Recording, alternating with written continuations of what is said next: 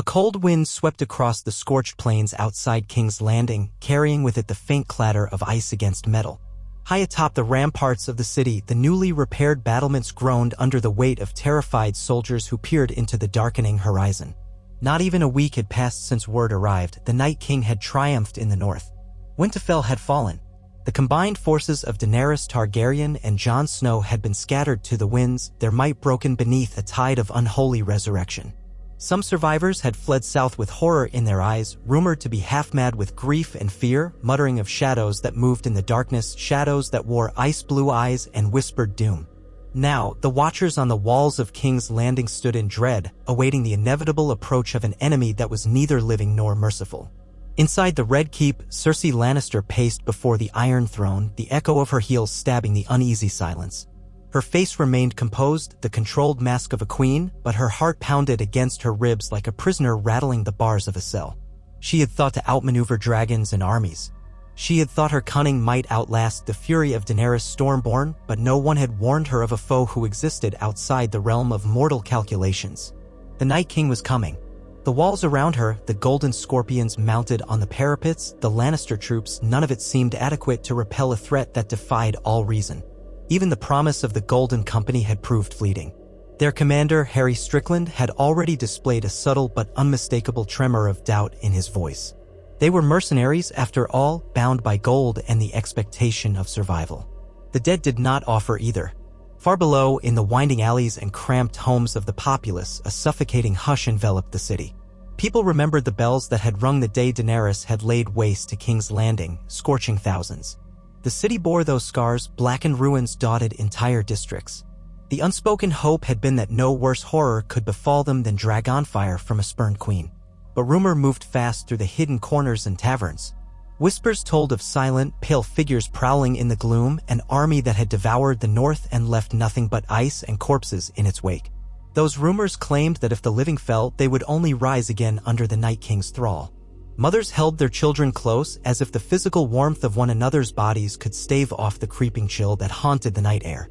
Jaime Lannister, newly returned from his own disastrous journey north, stood in the courtyard, eyeing the battered remnants of the Targaryen forces who had come to King's Landing in desperation. Grey Worm, his face a mask of stoic agony, directed a handful of unsullied Dothraki who'd managed to survive the northern slaughter. Daenerys Targaryen herself was inside one of the lesser audience chambers, beyond the wreckage of her illusions. She was the mother of dragons, but she had only one dragon left, Drogon, who perched restlessly outside the city, an unpredictable shadow of wrath and sorrow.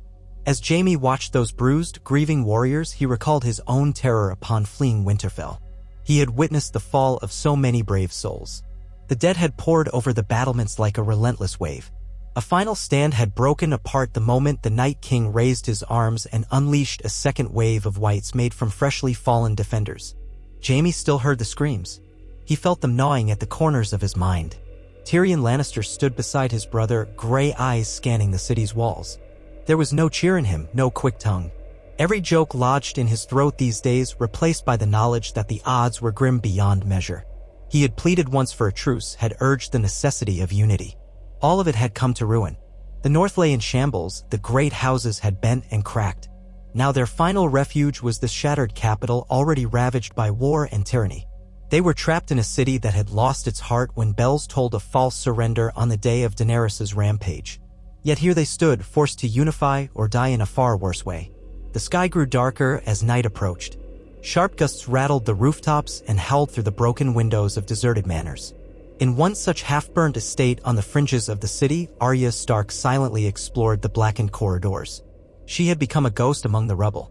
Her eyes glinted with a furious determination that had been tempered by heartbreak.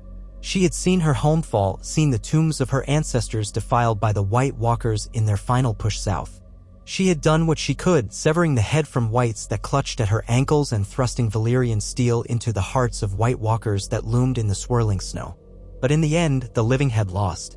The retreat south was chaotic, and she had no idea if her siblings still lived. The only certainty was that the enemy would not stop until every last living being knelt to a silent king in the realm of the dead. That night, the first outriders came. Icy silhouettes appeared on a ridge north of the city, just beyond the fields littered with old siege debris. The watchers on the walls sounded the alarm. Bronze bells clanged, stirring every citizen from their uneasy attempts at sleep. Soldiers scrambled to man the ramparts, pulling on armor with trembling hands. Some prayed to the Seven, others to the old gods, and still others mumbled foreign prayers inherited from distant corners of Essos. Overhead, the sky was clear but unnervingly cold. Atop the gatehouse, a hush fell upon the defenders as the undead cavalry trotted closer, white fog trailing behind. The silhouettes carried spears and swords glinting under moonlight. No living breath misted the air before them. Only the faint glow of their eyes betrayed some imitation of awareness. Cersei observed from the safety of the Red Keep with Qyburn at her side. The mad whisperings of her former maester unsettled even her. He spoke of necromantic wonders, though he had proven incompetent in controlling his own monstrous creation, the undead Gregor Clegane. If the unstoppable winter horrors outside had any parallels to Qyburn's experiments, they were infinitely more refined and more lethal. "Your Grace," he said in a hushed voice, "the scorpions have been placed. We have men with wildfire at the ready. We can ignite the fields if the whites draw too near." She narrowed her eyes. "We'll do what we must," she whispered. "And the Golden Company?" "They stand with the Lannister soldiers on the northern walls," Qyburn replied. "But if the rumors are true that the Night King can raise the fallen, well, I fear the men are unsettled. Discipline can only stretch so far." Cersei did not respond. She watched the moonlit figures gather in greater numbers, hundreds, then thousands. The Night King had not yet shown himself, but the presence of White Walkers was unmistakable. Taller, regal in their ice-forged armor, they commanded an army that stretched into the frozen gloom beyond the city's sight. King's Landing's defenders braced for an assault they could not comprehend, haunted by the knowledge that their dead friends would become enemies before the end. In the small hours past midnight, cold wind hammered the gates. A single horn blast echoed from beyond the walls.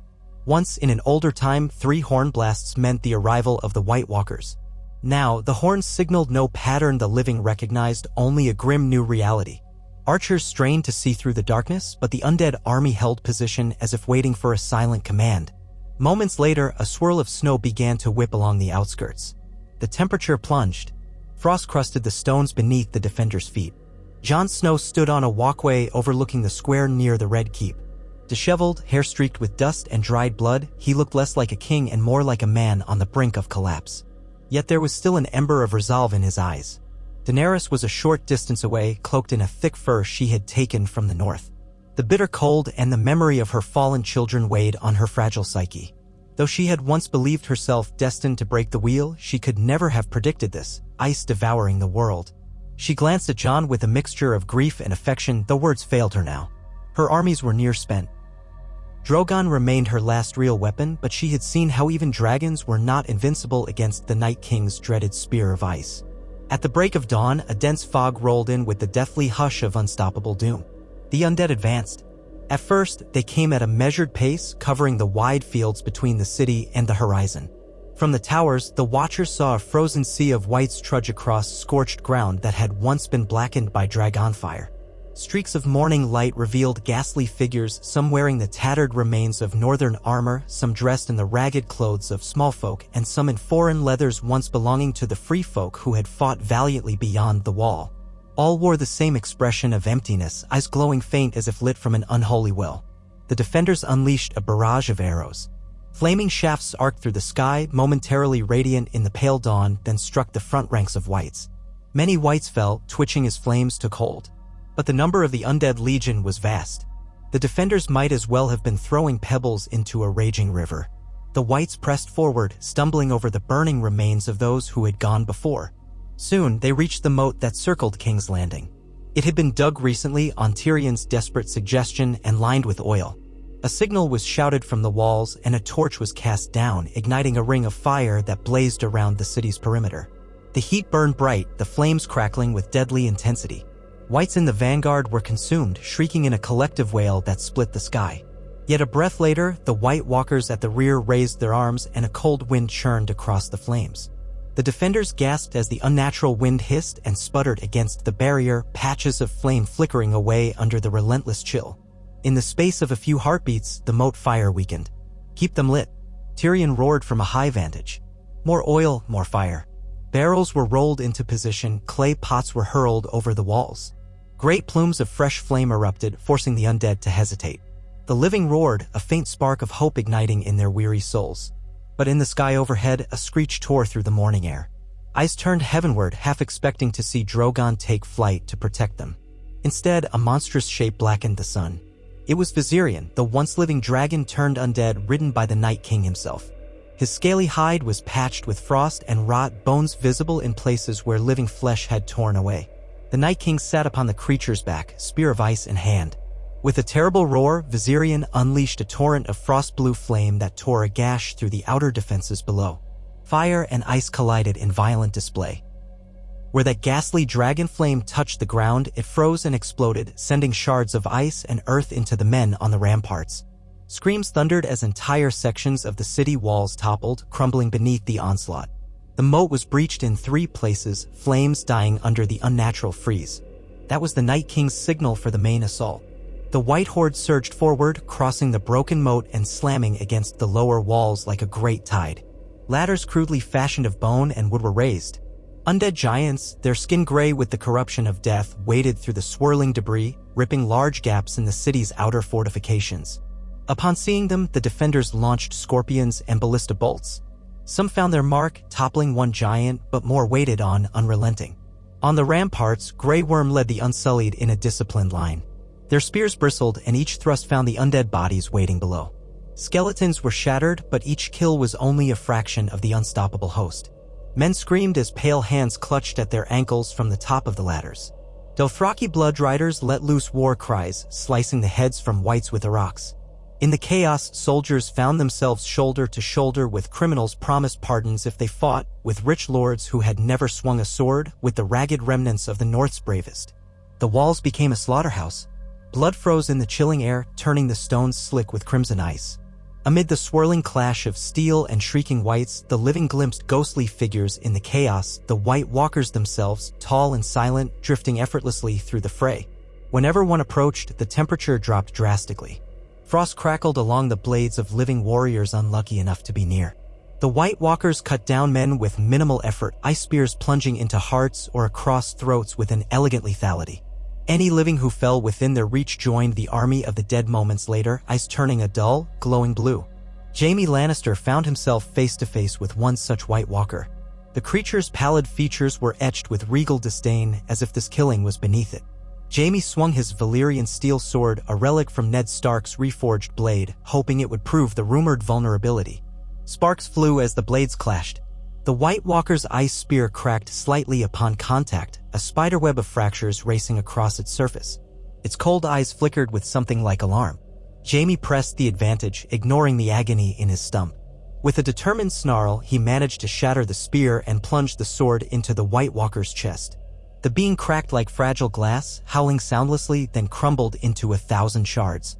Jaime stood, gasping, sweat freezing on his brow. Elsewhere, Arya Stark sprinted across the ramparts, weaving through pockets of wights. She moved like a shadow, dagger of Valyrian steel in hand. Her training as a faceless man served her well, allowing her to slip behind lines of undead, striking swiftly. She cut down a White Walker from behind, the blade punching through its spine. The creature disintegrated, and the wights nearby momentarily stumbled as if momentarily robbed of direction. Arya pressed on, searching for her siblings, terrified she might find them among the undead. Atop the Red Keep's highest balcony, Daenerys stood with Tyrion. Drogon roared below, flapping powerful wings as he tried to clear a space around the city. The dragon unleashed a torrent of fire onto the wights near the north wall, incinerating thousands in an instant. Yet the undead numbers seemed endless, and now Viserion wheeled above, ready to clash with his living brother. Tears glistened in Daenerys' eyes as she watched Drogon gather altitude. She knew a direct confrontation between the two dragons would be deadly, but there was no choice. Drogon had to stop the Night King's aerial advantage. Before Daenerys could react, the undead dragon dove exhaling its freezing flame across a cluster of city rooftops. Buildings shattered, dust and ice swirling in a cloud. The living howled as entire columns of defenders were lost in seconds. Drogon roared, and Daenerys felt his anger echo in her heart. "I have to go to him," she breathed, turning to Tyrion. "Take care," Tyrion said, voice raspy. "We only get one chance at this." She steeled herself. "We've run out of chances," she replied, and before Tyrion could say more, she rushed down the winding staircase to the courtyard where the dragon waited. The beast coiled, serpentine, letting Daenerys climb upon his back. She clutched at the spines, and with a mighty leap, Drogon launched into the frigid air. Below her, King's Landing was a patchwork of flame, ruin, and swirling white. The dead battered the gates, poured into breaches. Swords and arrows twinkled in desperate arcs. Drogon soared overhead, his black wings stretching like a storm cloud. Daenerys glimpsed the Night King riding Viserion beyond the broken walls. In the Great Hall, Cersei Lannister stood near the Iron Throne, flanked by her remaining Queen's Guard. Her eyes flickered with a mixture of terror and defiance. Qyburn hovered behind her, exchanging hushed words with a messenger who had just arrived, sweaty and trembling. "Your Grace, the city's outer walls have been breached," the man stammered. "They are pouring in. Then we fight them in the streets," she said coldly, ignoring the trembling in her own hands. "Bring the wildfire caches online. Let us see if the dead can burn as hot as my father's old stash." Qyburn glanced nervously at the columns that supported the throne room. The plan was risky. Wildfire would not discriminate between the living and the dead. If ignited incorrectly, half the city could vanish in green flames. But Cersei was past caring. Either they survived or all was lost. Nodding curtly, Qyburn rushed off to deliver the orders. Amid the labyrinth of King's Landing's narrow streets, the Golden Company set up shield walls alongside Lannister soldiers. The Whites soon flooded in, wave after wave, forcing close-quarters combat. Mercenaries gasped as they realized the scale of the threat. The creatures had no concept of fear or pain. Even when run through, they would claw and bite until they were hacked apart. Crimson slush coated the ground. Gritting their teeth, the living pressed back, barricading side alleys with furniture and debris. Shouts and screams rang through every district. Men pleaded for their mothers, prayed to the Seven, wailed in languages from across the sea. Somewhere in that chaos, Brienne of Tarth fought alongside Podrick Payne. The pair were separated from Jaime as the undead advanced, but they continued to push back valiantly, urging helpless civilians to flee deeper into the city's interior. Brienne's thick armor bore rents where claws had scraped. Blood trickled from a wound in her side. Still, she refused to yield. She shouted for Podrick to hold formation and keep to her left. Each time a White lunged at them, her Valyrian steel blade bit home, sending shards of icy bone scattering. But even Brienne, with her unyielding courage, felt despair coiling in her heart. Their defense was tenuous at best. Suddenly, overhead, the distinct roar of a dragon rattled windows and hearts alike. Viserion swooped low, his ice-blue flame streaming across rooftops.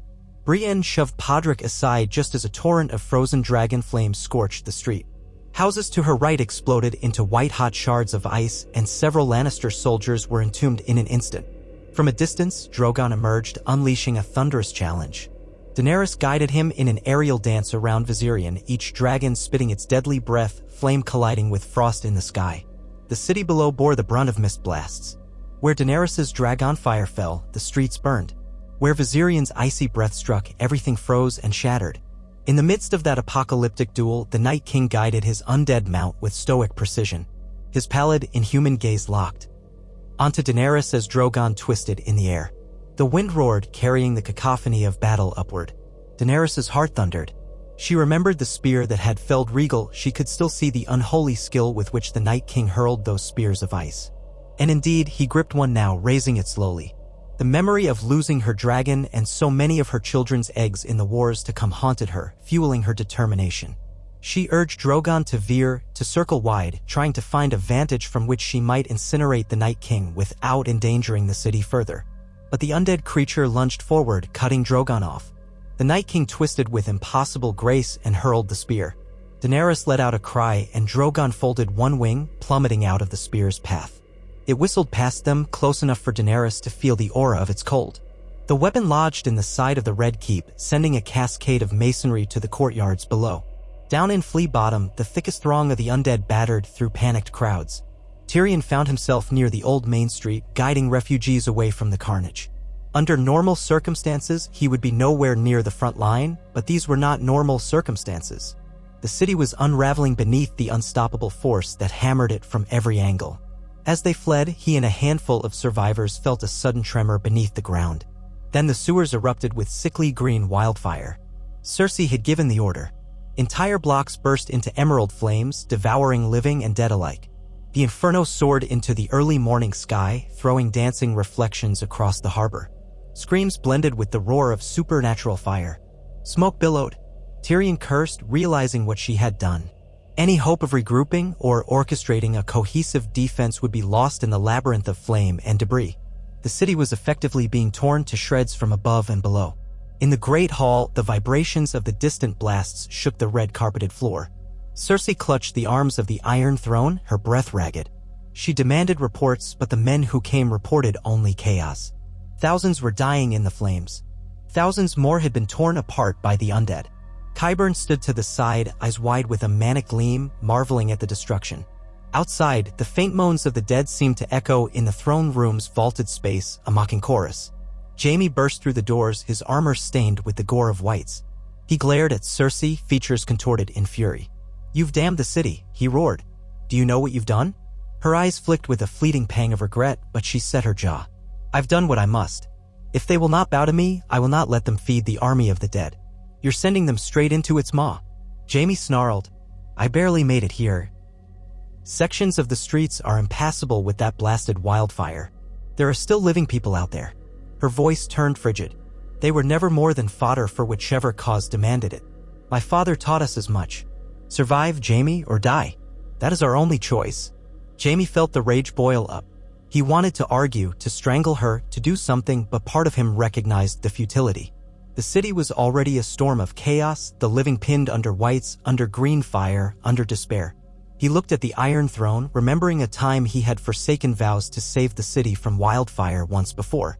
Now, ironically, the same madness took root under his sister's reign. He closed his eyes for a moment. "Then you're no better than the dead," he whispered and turned away. To his surprise, she did not call out to him. He left her there, perched upon that seat of swords, a queen in a kingdom of ash, ice, and green fire. Along the city's southwestern ramparts, a ragged group of defenders struggled to hold a gate that led to the docks. Ships moored in Blackwater Bay offered a slim chance for escape, or at least for repositioning troops. Davos Seaworth was among them, face pale with dread, but determined to save whomever he could. The clang of steel and the echo of monstrous roars saturated the air. The stench of death clung to everything. In the distance, he could see pockets of flame shoot skyward as wildfire continued to detonate. He cursed under his breath, urging people through the gate toward the harbor. If they had any chance of ferrying survivors away, it was now. But then he heard the telltale screech of the undead dragon overhead, and a wave of despair threatened to overtake him. Atop the battered city walls, Jon Snow had found a vantage point near a battered tower, trying to coordinate what remained of the living forces to create choke points. He saw Daenerys overhead, locked in that deadly aerial dance with Viserion and the Night King. He saw the wildfire devouring entire neighborhoods. He saw the whites swarming through the streets. He realized with a twisting in his gut that victory seemed impossible. Yet, some part of him refused to give in. He recalled the words of the old vows he had taken as a boy, guarding the realms of men. The realm was all that mattered. So he fought on, cutting down whites, rallying men. He found himself giving hope where he had none to give, telling them to hold steady, to not yield, that if they could just hold out a little longer, perhaps a miracle might come. The miracle seemed nowhere in sight. The Night King, perched upon Viserion, soared over the city, exhaling waves of that awful frost flame. Buildings collapsed, the Red Keep's towers shook. Then, with a shrill cry, Drogon appeared, diving at Viserion from above. Daenerys let out a thunderous command, and Drogon spewed dragonfire. The flames crashed into Viserion's flank. For a moment, the undead dragon reeled, limbs flailing, patches of rotted flesh igniting in sickly black smoke. The Night King was forced to shield himself from the torrent, and Daenerys seized the chance. "Dracarys," she screamed, voice raw. Drogon's flame glowed hot as the sun, enveloping both undead dragon and rider. The city below glimpsed the roar of living flame. A hush fell. Could this be it? But as the fire dissipated, the Night King remained, though half his icy armor had cracked away, revealing an unholy visage of pale skin. He lifted his spear, unwavering. With a sudden, impossible effort, he hurled it at Drogon's throat. Daenerys gasped, pulling on Drogon's spines, commanding him to bank hard. The spear grazed the dragon's side, cutting a deep swath of flesh. Drogon roared in agony, losing altitude rapidly. Panicked, Daenerys clutched to avoid being thrown off. The city blurred around her as Drogon crashed into a wide courtyard, skidding across stone. Walls crumbled under his bulk. Dust and debris filled the air. Daenerys tumbled from his back, striking the ground with bone-jarring force. Wincing dazed, she managed to lift her head. Drogon was still alive, wounded but stirring, his massive chest rising and falling. A snarl rumbled in his throat, echoing his pain. Daenerys tried to stand. Her legs shook. Then she heard the beat of wings overhead. Viserion landed on the edge of the courtyard in a shower of ice and shattered stone. The Night King slid from the undead dragon's back, silent as a specter. Daenerys felt her blood turn to ice. She had no time to flee, no time to mount Drogon again, who was too injured to take flight. The courtyard was enclosed by high walls, some half collapsed. The Night King advanced, spear materializing anew in his hand as if shaped from the frigid air itself. "Dany," someone shouted from behind the rubble. It was Jon Snow vaulting over the remains of a collapsed archway. He landed near Daenerys, longclaw in hand. He placed himself between her and the Night King. His eyes were fierce, but she could sense the terror in him, the overwhelming knowledge of what they faced. The Night King regarded them both impassively, as though they were but fleeting moments in the eternal realm of death he commanded. He strode forward, each step echoing in the hush of the ruined courtyard. Jon lunged, sword raised.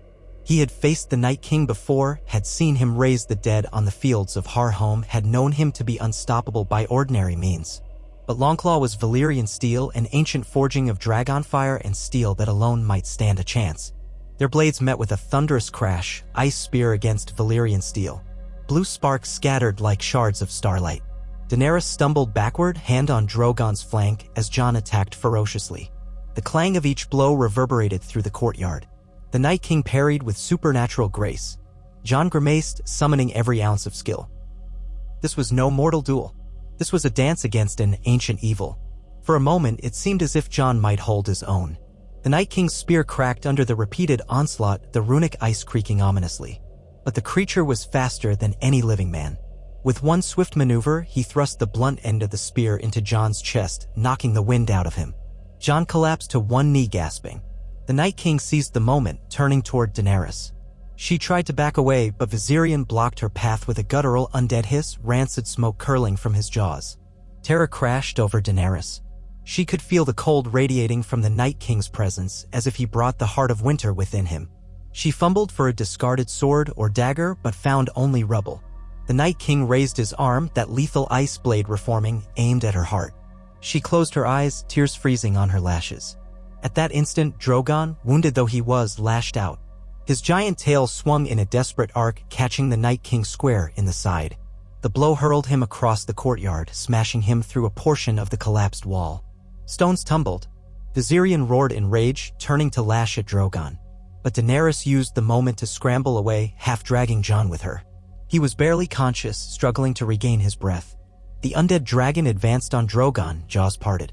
A surge of freezing flame issued forth, colliding with Drogon's attempt at fire. The courtyard erupted in a blast of steam and crackling energy. The stones underfoot quaked, masonry fell from above. Jon staggered to his feet, bracing himself on Daenerys' shoulder. The shrieks of the dueling dragons thundered around them. Smoke and frost swirled, obscuring everything. Yet through that maelstrom of debris, the Night King re-emerged, gliding across the shattered ground with unnatural fluidity. Jon locked eyes with him. He knew they couldn't take another clash. Longclaw felt heavy in his grip, and the pain in his ribs suggested something might be broken. Daenerys clutched his arm, wide-eyed. But something happened then, a flash of motion from the side. Arya Stark appeared, a swift silhouette, launching herself off a fallen column. Her dagger glimmered. The Night King sensed it at the last second, pivoting with inhuman speed, raising his spear to block. Steel and ice met with a high-pitched ringing.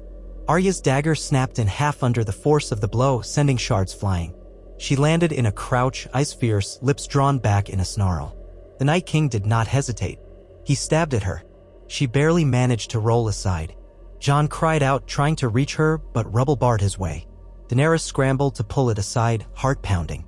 Arya faced the Night King with the shattered remains of her dagger, the blade now a jagged sliver, hardly more than a shard of Valyrian steel.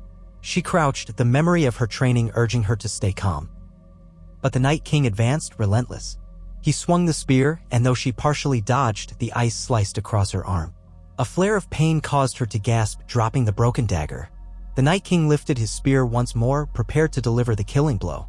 Then Arya remembered a trick, the very one that had ended Littlefinger's life.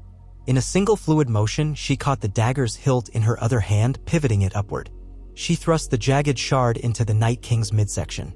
A silence fell, broken only by the distant roar of dragons. The Night King staggered, blue eyes flickering like dying embers. For a heartbeat, no one moved. Then a web of cracks spread across the Night King's armor, across his pale flesh, glinting like ice. He let out a soundless snarl, the cry of a creature older than mortal memory. Arya released the dagger's hilt, stumbling away, clutching her bleeding arm. The Night King raised one hand as if to strike again, but it was too late. His entire form splintered. Pieces of ice and bone sloughed away until he disintegrated, collapsing into shards upon the scorched stones. In that instant, throughout King's Landing, the whites froze in place. All across the city, men and women found themselves face to face with motionless undead. It was as though time paused. Then, one by one, the whites crumbled, their bodies unable to sustain themselves without their master's magic. Streets clogged with the husks of corpses. A hush fell over the city. The White Walkers, too, evaporated in a swirl of icy fragments, leaving only ragged piles of armor and ephemeral wisps of frost behind. From the heights of the Red Keep to the lowest alleys of Flea Bottom, the dead that had ravaged so mercilessly simply ceased.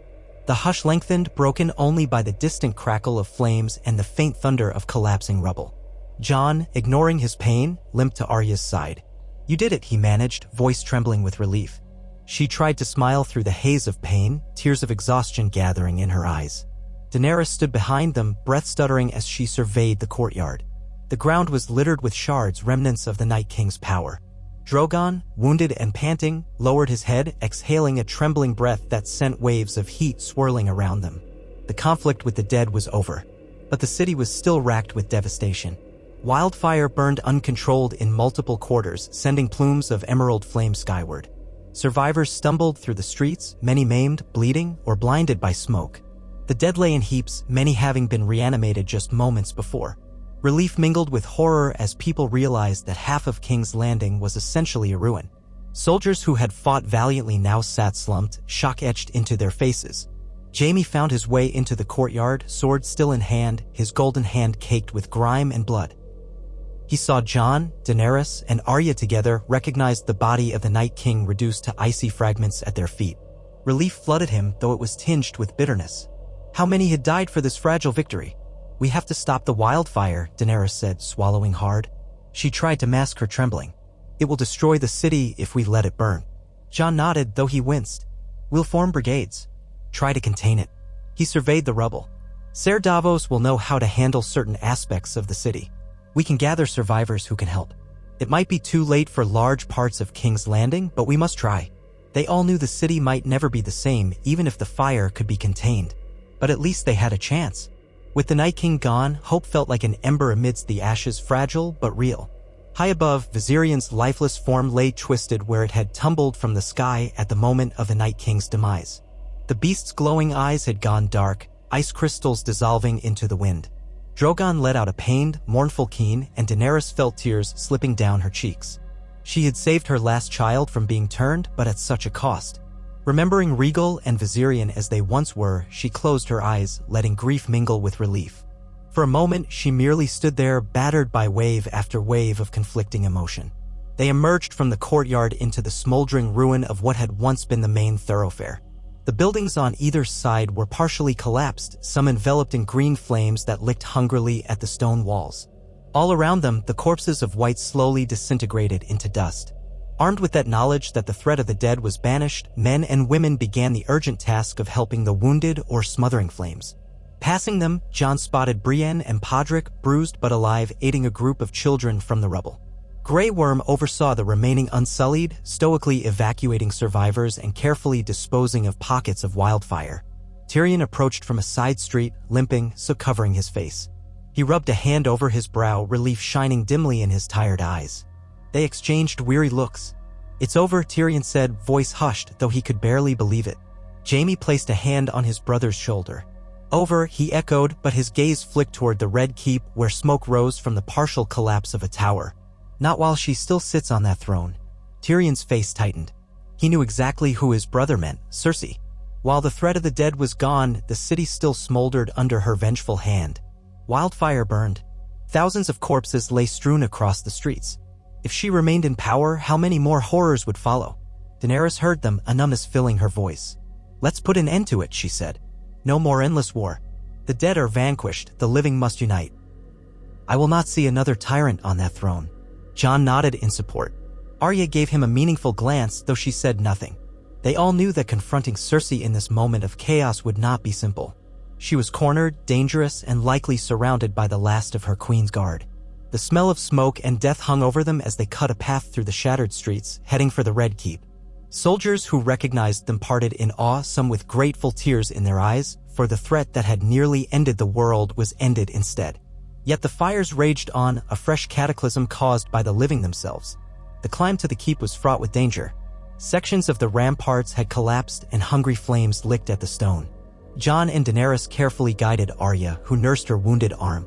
Jaime and Tyrion followed close behind. Every so often, they paused to help someone trapped under debris or to hurry refugees away from a wall that looked ready to topple. The moans of the injured blended with the roar of distant flames. Eventually, they reached the Great Hall. The massive doors stood ajar, battered from the shaking of the earlier blasts. The hall was all but deserted now, except for a cluster of Lannister guards, some with burn wounds, some trembling in shock. They stood at the foot of the dais, where the Iron Throne loomed in flickering torchlight. And there sat Cersei Lannister, queen no longer, though still clinging to the seat of power. Her once impeccable hair was undone, a mix of ash and sweat. Her eyes burned with a furious madness. She looked up at the newcomers, and something in her expression hardened even further. The few Queen's Guard loyal to her moved to block the way, but they faltered at the sight of the battered alliance that had just defeated the Night King. Jaime stepped forward. "Leave us," he ordered, voice low but authoritative. "There's been enough bloodshed for today." One by one, the guards lowered their weapons. Some spat curses, others merely lowered their gaze. They filed out, leaving Jaime, Tyrion, Jon, Arya, and Daenerys before the dais. Cersei did not move. Her hands tightened on the arms of the throne. Behind them, the hall was partially caved in from the earlier spears of ice that had struck the keep, dust drifting in lazy patterns through beams of uncertain daylight. Cersei's voice cut the silence. "So you've come to claim your prize," she spat, glaring at Daenerys. "The city burns. You've set it alight with your war, and now you stroll in to take my throne." Daenerys squared her shoulders. She was exhausted, grief-stricken, but a core of steel underpinned her every word. "Your wildfire has done more damage than my flames today, Cersei," she said. "We came to save this city from the dead. You nearly doomed it with your refusal to ally against the threat. Even now, your fires rage in the streets." Cersei's eyes flicked to Jaime, bitterness etched in her features. "Traitor," she accused softly. "You would side with them against me?" Jaime swallowed hard. "I sided with the living," he replied, "as I always said I would." She laughed, a brittle sound. "And now the living have turned on me. Do you think I will beg for mercy? I am queen of the 7 kingdoms." Tyrion stepped forward. "There are no 7 kingdoms, not in the sense you imagine, not anymore. The realm barely survived the onslaught of the dead. You clung to this throne while the world collapsed around you. You sacrificed thousands with your wildfire. It's over, Cersei." Her lips curled. For a moment, she seemed on the verge of launching some final, desperate attack, but the hall was empty of loyal soldiers now. All that remained was the stifling heat and the knowledge that her illusions of grandeur had turned to ash. She rose from the throne, the long red gown tattered at the hem. "Very well," she said in a whisper, turning her gaze to Daenerys. "Strike me down, then. Prove you are nothing but another butcher, like your father, like mine." Daenerys felt the weight of that challenge. Her heart hammered. Once she might have met it with dragonfire, but she had seen enough destruction. The war was won, if one could call the battered remains of King's Landing a victory. "Take her," she said quietly, turning to Grey Worm, who had just entered the hall behind them. "Let her stand trial for her crimes. Let the world see she is not above justice." Grey Worm bowed his head, stepping forward to escort the deposed queen away. Cersei's laugh died on her lips. She glanced at Jaime, but he only looked away, tears glistening in his eyes. No more words passed between them. The clang of armored footsteps echoed across the hall as Grey Worm led Cersei into custody, Qyburn and the remnants of her retinue trailing behind in shocked silence. Tyrion exhaled, shoulders sagging. "It's done," he murmured. Daenerys nodded slowly. She looked to Jon, who met her gaze, then glanced around at the ruin of the Red Keep. This had once been the seat of Targaryen power. Her ancestors had forged the Iron Throne, uniting the 7 kingdoms under Dragonfire. But now that seat stood as a testament to centuries of conflict and bloodshed that had culminated in the near destruction of humanity. She took a faltering step forward, placing a hand on the cold steel. Images flashed in her mind. Her father's madness, her own illusions of destiny, the ruin wrought by her quest for the throne, the devastation visited upon the city. Twice now under dragons. Soft footsteps approached. It was Arya, still bleeding from the cut on her arm. She spoke quietly, voice laced with exhaustion and lingering sorrow. "We're free of the Night King," she said. "That's all that matters now." Her expression flickered with the memory of Winterfell's fall, the graves of her family, the cost she paid to end the threat. There's more to do to rebuild. Jaime and Tyrion exchanged glances. Indeed, the city was in tatters. Half the realm was likely little better off. The combined wars of the living, dragons, and the dead had fractured the land. Now was a time for healing, if that was even possible. Daenerys let her hand fall away from the throne's razor-sharp edge. "Let it stand empty for now," she said, voice quiet but resolute. "We have more important matters. The city is burning. Our people are wounded. Help me put out the fires. Help me gather the survivors. Help me bury the dead." They all agreed. The Iron Throne loomed behind them, a silent relic. As they left the great hall, the faint glow of dawn filtered through the shattered windows. On the battered streets, though the stench of blood remained, an eerie calm had descended. The undead threat had vanished, leaving behind piles of crumbling bodies. A new hush enveloped King's Landing, a hush filled with the crackle of distant flames and the low, despairing sobs of those who had lost everything yet again. In the days that followed, a massive effort to quench the wildfire consumed the city. Teams of soldiers and freed prisoners worked side by side, flooding the sewers, tearing down burning structures to stop the spread. Drogon, still injured, was kept far from the wildfire, though Daenerys occasionally rode him to oversee from the air, directing them to pockets of survivors or newly ignited flames. Slowly, the green pyres were extinguished, but vast swaths of King's Landing lay in ruin again. Great black scars from the old Dragonfire merged with the fresh scars of undead invasion and wildfire. Yet in that rubble, people managed to cling to life. Aid wagons arrived from the Reach and Dorne, carrying food and supplies for the wounded. The few lines of communication that still existed were used to call upon every corner of Westeros for assistance. Elsewhere, ravens bore the news that the Night King had finally been destroyed, but at unspeakable cost. Winterfell was a haunted ruin in the north, and the king in the north was battered and broken in King's Landing. In the Riverlands, scattered armies reformed, uncertain of who held power now that the war for humanity had been won by a coalition that included exiled Targaryens, the Stark family, the Lannisters who betrayed their queen, and a handful of foreign warriors. Old loyalties had shifted like sand in a storm. Amid the city's broken spires, Jon Snow and Daenerys spent long hours caring for the wounded. Jon visited makeshift infirmaries, comforting the survivors, offering what medical skills he had learned at the Wall.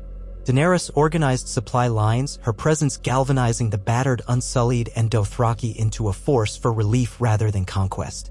Tyrion and Davos coordinated with local lords and village heads to bring help to the capital. Jaime, haunted by guilt over the city's destruction, tried to atone by personally laboring alongside the men in clearing rubble and building shelters. Arya quietly assisted in any way she could, sometimes slipping away to search for rumored survivors of House Stark among the refugees. In that quiet chaos, the question of succession lingered. The city had no crowned monarch. Cersei was held in confinement under guard. Some voices whispered for immediate execution, but Daenerys insisted on a formal judgment lest they repeat the cycle of vengeance. Others argued that Daenerys should take the throne. After all, she was the last Targaryen of legitimate claim, and she had saved the realm from the Night King. Yet she said little on the matter. Whenever Tyrion broached it, she would turn the conversation back to the city's immediate needs. Weeks passed. King's Landing slowly began to pick up the pieces. Smoke still curled from pockets of rubble and the stench of death lingered in the air. But the remaining citizens persevered, forging a sense of unity in the face of so much despair. Wagons of supplies trickled in from across the realm.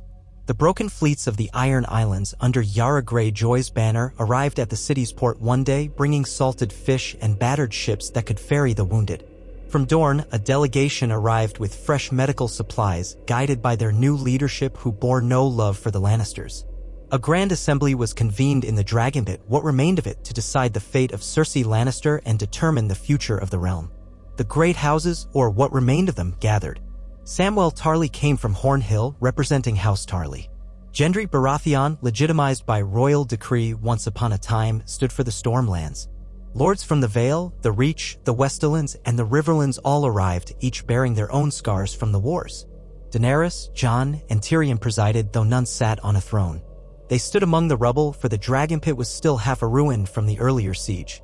Before them all, Cersei Lannister was brought forth. She still held her head high, though her robes were plain, her hair in disarray. Murmurs swept the assembly. For all the lives lost, for all the suffering inflicted upon the realm, some demanded immediate justice. Others, mindful of the fragile peace, urged a measured response. Tyrion stepped forward, speaking to the assembled lords and ladies. He detailed Cersei's crimes, from breaking truces to unleashing wildfire in the city, from her manipulations that contributed to the fracturing of alliances when humanity should have been united against the Night King. Finally, he paused, letting his words echo. The hush that fell was profound. Cersei did not flinch. She gazed at the crowd with a defiant, cold stare, as though daring them to do their worst. In that moment, Daenerys stepped forward. Her white hair, still frazzled by recent trials, caught the golden light. Her voice was calm but strong. She spoke of the endless cycle of violence that had plagued Westeros, culminating in the near annihilation of the living. She acknowledged her own part in the city's destruction, the guilt she bore. A hush fell as she admitted her regrets openly, an act many found shocking from a would-be queen. Then she pronounced that Cersei Lannister should not simply be executed, but stripped of all titles and claims, sent into exile beyond Westeros, never again to threaten the realm. A hush of disbelief rippled through the crowd. Cersei's eyes blazed with anger, but she said nothing.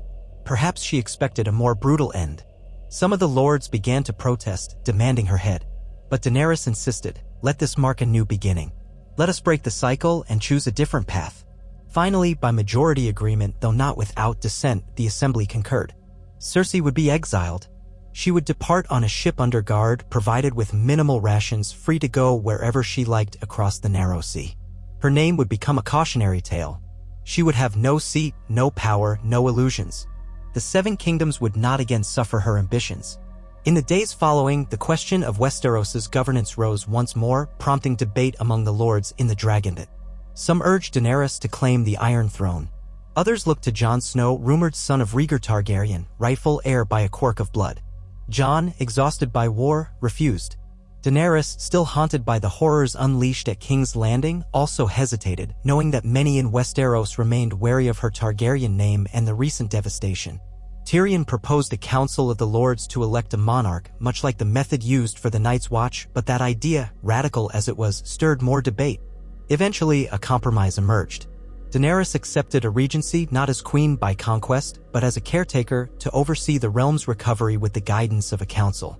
They would address the famine, the rebuilding of infrastructure, the forging of alliances. When the realm was stable, another assembly would be convened to decide whether the monarchy continued or whether a new system should be formed. Some hailed it as a grand experiment, others doubted it would last, but all recognized that Westeros could ill afford another bloody war. The aftershocks of the undead invasion had left fields untended, trade routes disrupted, and thousands of orphans to feed. Through it all, the memory of the Night King's conquest loomed in every mind. The North lay ravaged, Winterfell in ruins. Reports emerged of ghostly, quiet hamlets where no living soul remained. People whispered that the White Walkers might return if men forgot the lesson of unity. Yet for the moment, that threat had passed. Life returned to the land. The snows receded and spring beckoned faintly at the edges of the scorched fields. Farmers from the Reach came with grain, while fishermen from the Iron Islands hauled in fresh catch. The small folk of King's Landing, battered though they were, began to rebuild. Among the shattered buildings, new structures rose in a patchwork of hope. Targaryen sails mingled with Baratheon's stag banners in the harbor, symbolizing at least a tenuous alliance for survival. Daenerys, fulfilling her regent's duty, spent countless hours riding through the city on horseback, hearing petitions, assisting in distributing food, and ensuring that no pockets of wildfire remained. Drogon often circled overhead, a reminder of living fire. The city never quite relaxed in his presence, but they began to see him not as the harbinger of destruction, but a sentinel, monstrous yet strangely protective. Jon, for his part, aided by personally leading forays north, hoping to find scattered survivors, rebuilding ravaged towns, reuniting broken families. Sometimes he traveled with Arya, who had chosen not to vanish across the sea just yet. The siblings found solace in their bond, each coping with the horrors they had seen in their own way.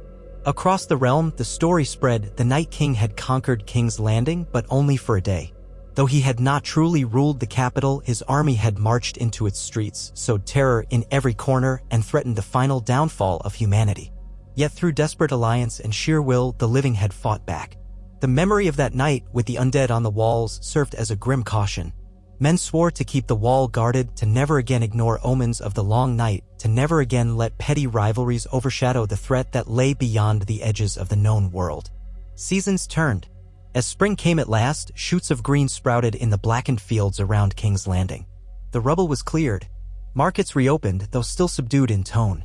The city would bear the scars forever, streets that had been consumed by wildfire, walls collapsed under the weight of undead assault, entire neighborhoods reduced to bone-littered ashes. But from that ruin, the people of King's Landing found a quiet determination to endure. Daenerys' regency blossomed into a new age of cautious hope. She never claimed the Iron Throne for herself, though she sometimes sat in the Red Keep's audience chamber, receiving envoys from across the sea, forging new treaties. The Iron Throne itself remained in the Great Hall, battered by the final battle, its once mighty swords bent and twisted. Some whispered that was symbolic, the monarchy itself was wounded, uncertain. Whether it would mend or be cast aside was an open question for another day.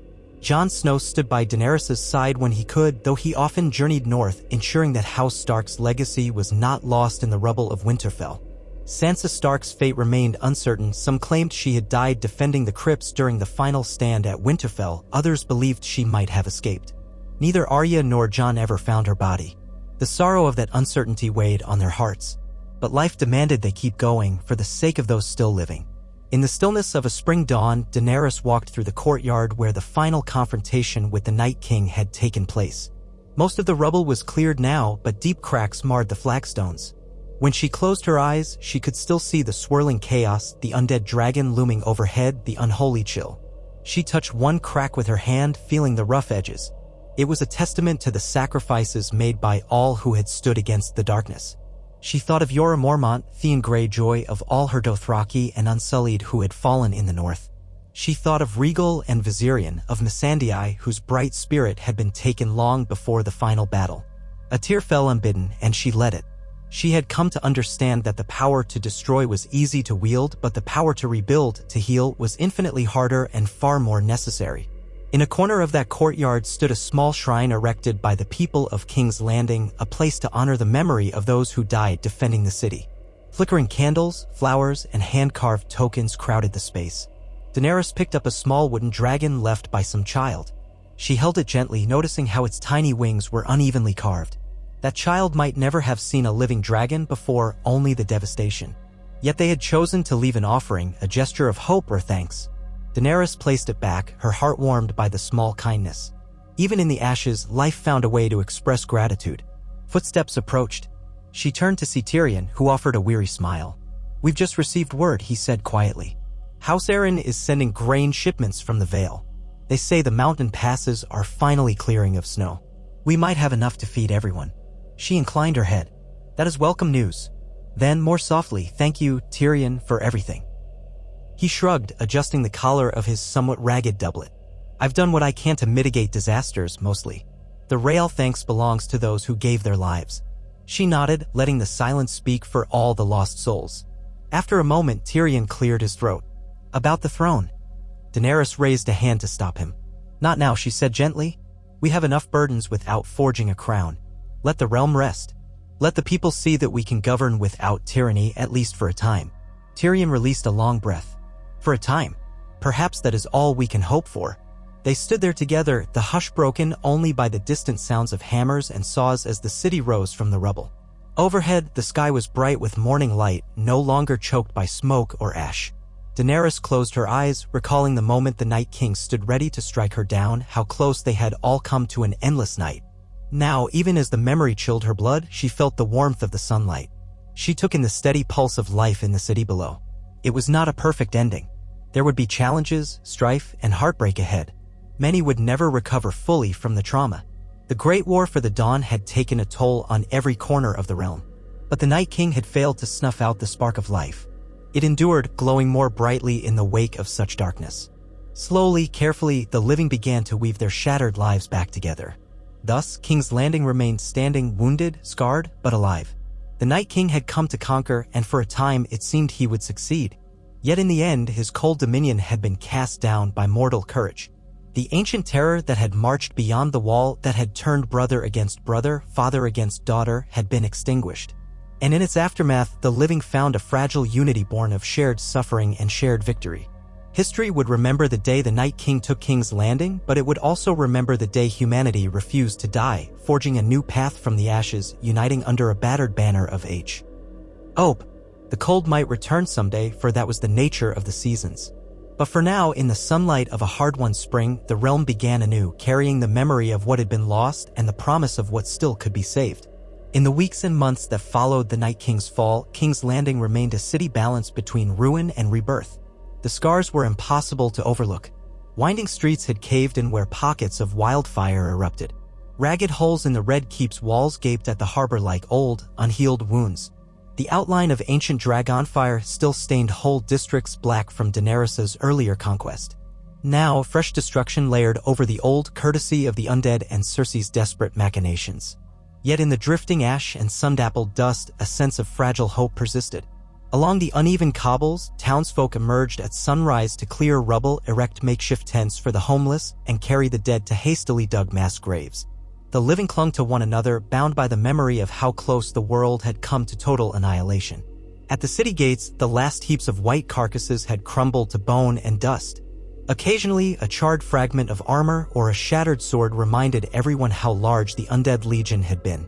Travelers from across the war-torn realm arrived each day, some seeking lost relatives, others searching for new beginnings. For the first time in living memory, refugees from the north and the Riverlands found themselves side by side with city dwellers in the wreckage, forging strange alliances based on necessity rather than lineage. Daenerys Targaryen often walked among them, sometimes without her retinue, cloak drawn tight against lingering chills that clung to mornings. Her silver-white hair made her unmistakable, though few approached her directly. They watched her pass with a mingled awe and caution, for she had flown on dragons and broken armies, yet now she knelt to bandage wounds, to listen to the pleas of the hungry, to arrange that leftover stocks from the Crownlands be ferried into the city. She was no longer Queen of the Ashes, as her detractors once taunted. She was the regent for a land battered to the brink of extinction. Where her father had raved about burning everything, she sought to salvage what little remained. She would return in the evenings to the Red Keep, or what stood of it, for sections of the structure were still in dire need of repair. The once imposing fortress felt hollowed, half the courtyard scorched and partially collapsed. Daenerys resided in a modest suite near a fallen tower. Grey Worm and the Unsullied guarded the corridors, though their numbers were thinned. They had lost so many in the north, and even more in the final stand outside King's Landing's walls. When she greeted her loyal captain at the threshold, she saw in his eyes the same grief she bore.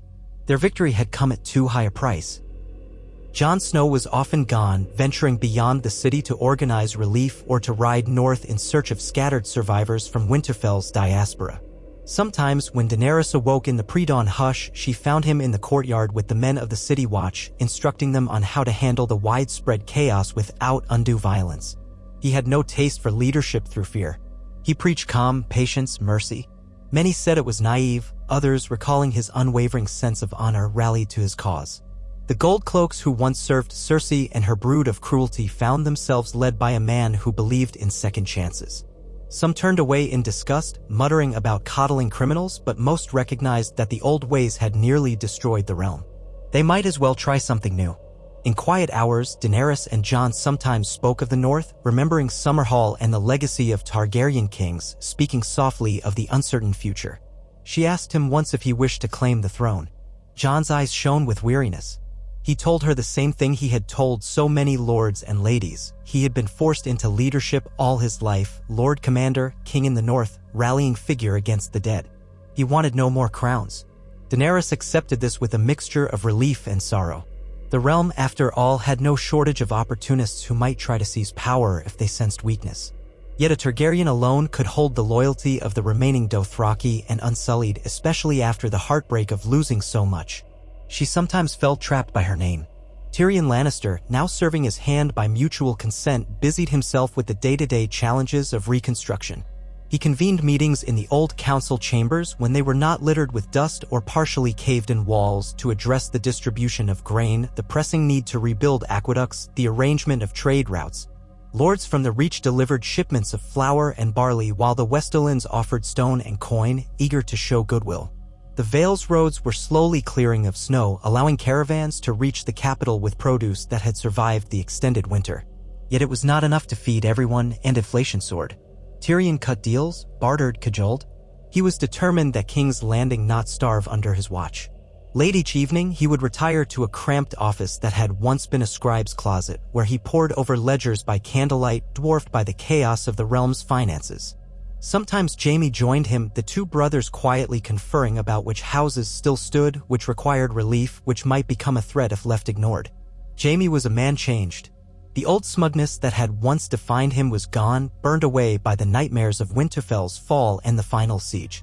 His golden hands still looked incongruous against his battered armor, chipped and stained from battle. He offered to resign from the King's Guard, or Queen's Guard, or Regency Guard. No one was entirely sure what to call it now, but Daenerys refused, trusting his sword. Some part of Jaime suspected she did so out of courtesy to Tyrion. Regardless, he served diligently, organizing the remnants of the Lannister troops who had stayed behind after Cersei's downfall. They were uneasy about following Daenerys, but seeing Jaime fight the dead had changed hearts. They recognized the realm had bigger concerns than Lannister pride. Cersei's name rarely left anyone's lips, but her presence loomed like a shadow. She lingered in confinement, awaiting the day her exile would be enacted. Day after day, she remained in a tower cell with minimal comforts, stripped of finery. Now and then Qyburn was allowed in to see her, but only under guard. Neither Tyrion nor Jaime visited. Neither could bring themselves to face the woman who had nearly doomed them all. A few lords quietly questioned Daenerys' decision to let Cersei live, suspecting that old loyalties might swirl around her if she were ever free. But the regent was resolute. The realm had endured too many summary executions, too many tyrannical displays of power. Justice would be served by her banishment. Soon enough, Cersei would depart on a single ship across the narrow sea to vanish into rumor. For Daenerys, the significance of a trial and a measured punishment mattered more than the outcome itself. It was a break in the cycle of vengeance that had marred her family's name for centuries. One mild day, as the first hints of spring warmth touched the scorched land, a battered gray ship arrived at Blackwater Bay under a pale golden banner. From its deck emerged Brienne of Tarth, accompanied by a small retinue wearing the stag sigil, men sworn to Gendry Baratheon. Gendry himself came too, having received an urgent summons from the Regency Council. Brienne's expression was weary but unbowed. She had traveled beyond the Trident, searching for any clue of Sansa Stark, but found only desolate villages haunted by the Dead's Passage. The north was still unsafe for large expeditions. White Harbor had been sacked, its piers lined with half-sunken ships and the leftover husks of whites that had not fully disintegrated. Some rumored pockets of survivors were gathering near the neck, hoping to restore Moat Cailin as a new bastion. Brienne's news weighed heavily on Daenerys and Jon. The scale of devastation in the north was worse than they had imagined. Gendry, newly recognized as Lord of Storm's End, pledged what he could to the cause of rebuilding, though the Stormlands themselves were hardly unscathed. Coastal villages had faced storms and strife, supplies were short, and bandits roamed. Still, Gendry's sincerity was evident. He was young, rough around the edges, but he carried Robert Baratheon's raw presence tempered by a surprising humility. Tyrion suspected he might become a significant force in the realm's future. A figure who could unite those who once followed the Baratheons under King Robert, yet who bore no appetite for tyranny. For now, Gendry offered whatever ships he had available along with a promise to help search the coasts for refugees. Arya Stark watched these developments in silence, drifting like a specter through the city. She had barely survived her final confrontation with the Night King, her arm still bound in a linen bandage stained with healing salves. Every now and then she vanished from King's Landing, only to reappear days later, dusty and grim, as if she had scoured the land for any sign of her lost siblings. She spoke little of her journeys, but the shadows beneath her eyes told Jon enough. She found no confirmation of Sansa's fate, nor any news of Bran. Winterfell's ruin was total. The crypts were collapsed, the halls gutted by the undead. Word had it that entire villages around the castle had been wiped from the map. The knowledge gnawed at her. At night, she sometimes awoke in a cold sweat, images of the White Walkers haunting her dreams. Yet life demanded forward motion. No matter the heartbreak, the realm needed leaders. A meeting of the Regency Council was scheduled in what remained of the throne room, though no one actually sat on the Iron Throne. Torches had been mounted along the cracked pillars, giving the impression of a half-lit cavern. Sunlight poured in through a gaping hole in the ceiling, illuminating a corner of twisted metal. The throne had lost some of its upper spikes, melted by Drogon's wrathful flame and chipped by the Night King's icy blasts. Daenerys stood at the forefront in a plain traveling cloak.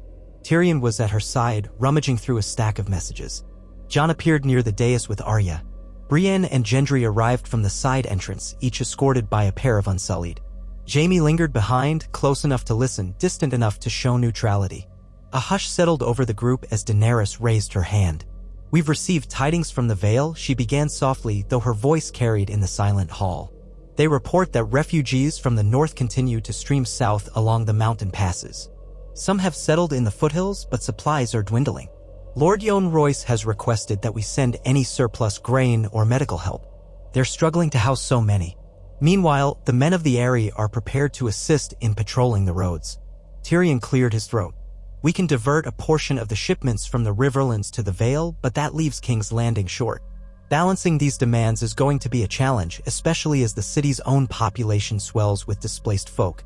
Gendry spoke next, voice gruff. "Storm's End can send a few supply ships upriver. We're short, but not so short as the Vale, it seems." He glanced around, uneasy. "I've seen the faces of those who've come south. Some have lost everything. The place they once called home no longer exists. If I can help them, I will." "We all will," Daenerys said firmly. "The dead ravaged the north, but they threatened the entire realm. Every corner of Westeros owes a debt to those who stood against the Night King. We can't leave the survivors to starve or freeze."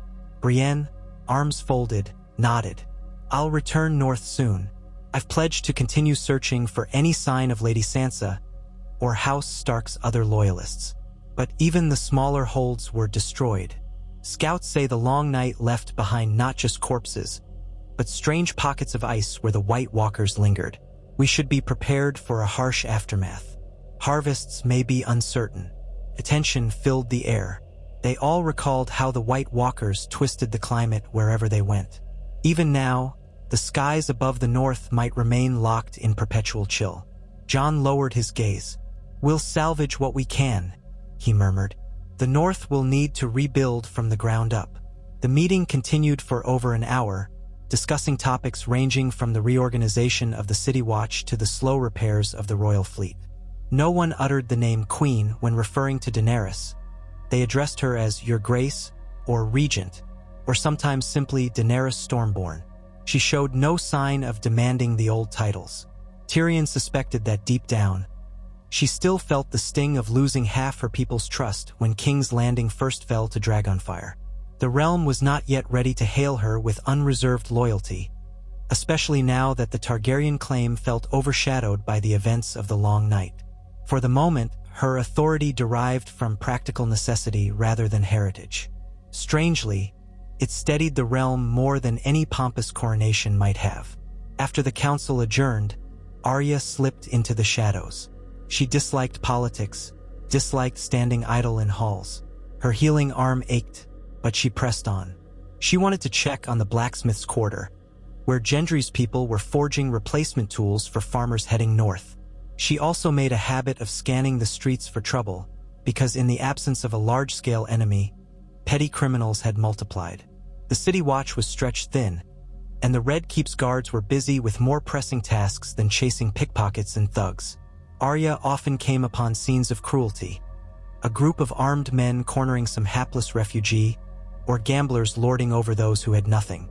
She intervened swiftly, with the silent grace of a trained assassin. A glint of steel, a warning whispered in the culprit's ear, and they fled. Rumors spread of a ghostly figure with a wolf's face haunting the back alleys, protecting the vulnerable. Arya never claimed the legend for herself, but she did not dismiss it either. 2 days later, amid the hustle of daily life, a modest caravan arrived under a new banner, a golden rose entwined around a direwolf's paw. It turned out to be House Tyrell's distant cousins, those who had survived the Tarley's betrayals and the subsequent downfall of Highgarden, escorting a small retinue of northern families who had taken refuge in the Reach. Together, they brought wagons loaded with grains, dried fruits, and honey. Their arrival was greeted with surprise and gratitude. Tyrion personally welcomed them at the battered gates, offering a place in the Red Keep's remaining guest chambers. Among the arrivals was an old woman of House Castle, once a loyal stewarding family to Winterfell. She informed Jon and Arya that she had encountered a few Stark bannermen scattered across the plains of the Reach, searching for any sign of their liege. None knew of Sansa's fate nor Bran's. Their eyes shone with sorrow. The news weighed heavily on Jon, even as he thanked them for the supplies. Each new arrival reminded King's Landing that the realm was still a patchwork of heartbreak and reluctant unity. The lords who came from afar were as wary of one another as they were curious. Past grudges simmered just beneath the surface, for the wars had been relentless: Lannisters against Tyrells, Targaryens against Lannisters, Greyjoys raiding coastal towns. But the memory of the Night King's unstoppable army overshadowed everything. He had nearly conquered them all. In the face of that horror, old vendettas began to feel trivial. People were exhausted. They craved stability and simple survival more than vengeance. A fledgling trust built out of shared trauma started to flicker, fragile as a newborn flame. Then came the day of Cersei's exile. That morning, a hush spread over the city. A single ship, the Dawn's Mercy, prepared at the harbor with a skeleton crew loyal only to the crown's gold. The tide was calm, the water reflecting the bright spring sunlight. Dockworkers paused in their tasks to watch a small procession descend from the Red Keep, flanked by Unsullied and a handful of remaining Lannister guards. At the center of that procession walked Cersei Lannister, eyes forward, head held high, wearing a simple gray gown devoid of jewels or embroidery. Chains adorned her wrists, not so tight as to wound, but enough to signify her captivity. She displayed no fear, no regret, at least not outwardly. Jon, Daenerys, and Tyrion walked at the forefront, solemn. Jaime kept back, posture rigid, face taut with unspoken turmoil. When they reached the docks, a hush settled. Citizens gathered at a respectful distance. No cheers greeted Cersei's departure, only a mix of guarded relief and lingering anger. If any had wanted to spit or throw refuse, they feared the Unsullied's discipline. Instead, they watched in silence as Grey Worm led her to the plank. A few City Watch soldiers unlatched the chains. She was free to ascend the gangway on her own. At the top, she paused, turning to gaze over King's Landing, her city for all those years, the seat of her power. If she felt sorrow, she did not show it. Her eyes flickered over Tyrion, settled on Jaime for a lingering moment, then shifted to Daenerys, who met her stare with a steady calm. Finally, Cersei disappeared onto the ship's deck. The sails were raised, and with a slow groan, the vessel pulled away from the quay, gliding into the waters. A single gull cried overhead. No one spoke until the ship was well on its way, a gray shape against the horizon. Then Tyrion inhaled shakily, as though shedding the weight of a great burden. Jaime turned and walked away without a word, golden hand curled into a trembling fist. Daenerys glanced at Jon, who offered the faintest nod. A hush still lay on the crowd. Some seemed unsure whether to rejoice that the last Lannister tyrant had been cast out or to fear what new chaos might fill the vacuum. Eventually, people trickled back to their tasks. Daenerys and her retinue returned to the keep, mindful that there was no rest from the daily struggles of governance. That evening, Jaime stood alone at the Red Keep's ramparts, gazing at the sea. The sun set in a riot of pink and orange, painting the distant waters. He could barely see the shape of the Dawn's Mercy anymore, but he imagined Cersei standing at its bow, unwavering. He had loved her once with a passion that defied honor, fathered her children, risked everything. Now, he could not decide if he felt betrayed or if he had been the betrayer. A swirl of guilt and regret knotted in his gut. Everything he had done, from shoving Bran Stark out of a window to strangling his cousin in the Lannister camp, so many sins that had stained his name in blood, he had done in the name of Cersei. To see her exiled, powerless, hammered home the realization that he was truly alone, free to carve a different path if he so chose. But the question was, what path? When he felt a presence behind him, he turned. Brienne stood there, posture tall, helmet tucked beneath her arm. They exchanged a long look, unspoken memories swirling. They had fought side by side against the White Wa Lakers and survived a cataclysm no one else could understand. In Brienne's blue eyes, he read a compassion he was not sure he deserved. For a moment, neither spoke. Then she quietly said, "She's gone now. There's nothing more you can do." He swallowed. "I know," he replied, his voice raw. "I wanted to see it happen. To know she wasn't coming back." Brienne's gaze flicked to the sea. "Do you regret it?" Jaime let out a breath that sounded half like a laugh. "I don't know. Maybe I will tomorrow, or next week, or in 10 years. But regret changes nothing. The city, the realm, needed an end to it." A wave of weariness overtook him and he looked down at his golden hand. "Sometimes I think I spent my whole life chasing an illusion. Now I have nothing left but the consequences." Brienne's voice softened. "You still have a chance to do good. The realm isn't saved because the Night King is gone. There's so much left undone. You can help." A flicker of warmth or something like it touched Jaime's features. "I suppose I can try. I can atone for a few of my mistakes." Silence lingered as the sun sank lower, bathing them both in dusk's warm glow. At last, Brienne turned to go. Jaime remained on the rampart. He let the wind brush his face, carrying the tang of salt from the bay. For better or worse, the days of blind devotion to his sister were over. The question of what came next hung in the air, unanswered. Meanwhile, across the city, Davos Seaworth coordinated with the new master of ships and old sea captain from the Arbor on finalizing routes that would connect King's Landing to the broken ports of the north. Jon, who had returned from a short trip to the Crownlands, joined them briefly, frowning over reports that outlaws and raiders had begun attacking supply caravans. With the realm in chaos, desperate men turned to plunder. Jon insisted they dispatch enough soldiers to protect the shipments. Davos supported him, grimly noting that these caravans were a lifeline for starving villages in the north. If bandits stole the grain, people would die. The city's meager stability would crack again. While Jon and Davos tackled the problem of roving bandits, Daenerys consulted with Tyrion about the broader question of who would govern each region. So many lords had perished. Houses once powerful, Karstark, Umber, Bolton, were effectively extinct or in disarray. The Tullys of Riverrun were struggling to reassert their authority with Edmure Tully rumored missing or possibly dead. The Martells of Dorne had also faced upheaval after the Sand Snakes were killed, leaving a new, distant cousin to claim the seat in Sunspear. The only constant was change, every corner of the realm trying to piece itself back together. Daenerys suggested to Tyrion that a grand assembly might once again choose local rulers and a regent, just as they had gathered after the war. Tyrion listened, twisting his mouth in thought. "It's an ambitious plan," he said, "but the realm is exhausted. Travel is dangerous. Asking every house to send an envoy might be more than they can manage. We could risk inflaming old rivalries if we forced them to gather again too soon." She nodded, acknowledging the point. "Yet we cannot cling to power in the city alone. We need stability across the entire realm. If the lords can't unify under the threat of the dead, perhaps they'll unify under the hope of peace. At least, that's what I want to believe." Tyrion hesitated, remembering how peace had always been elusive in Westeros. "We'll make inquiries carefully. Perhaps in another few moons, once the roads are safer and the harvests begin. Then we can see if the lords are prepared to discuss the realm's future. In the meantime, we press on with smaller alliances." So it was decided. They would bide their time, focusing on rebuilding, erecting temporary farmland around King's Landing, restoring broken roads, sending envoys to the north and the Reach. Though the city was still half in ruins, the sight of new scaffolding and fresh mortar gave people hope. Children played in the rubble, turning shards of broken stone into imaginary swords. Street vendors popped up, selling meager wares, boiled onions, salted fish, the occasional cask of ale. Life, with all its small joys and grim struggles, carried on. Drogon recovered slowly from his wounds. His once majestic wings bore scars from the Night King's spear. He spent most days curled among the broken towers near the throne room, dozing in the sun. Daenerys visited him often, feeding him livestock from the Crownlands. The small folk still eyed the dragon with fear, but gradually they learned that Drogon's roars no longer signaled wholesale destruction. On some mornings, he would take to the sky in a lazy circle over Blackwater Bay, an intimidating silhouette gliding against the clouds. Fishermen would pause in midcast, trembling until he returned to the keep. Yet there were no more outbursts of dragon fire, no more terrified stampedes.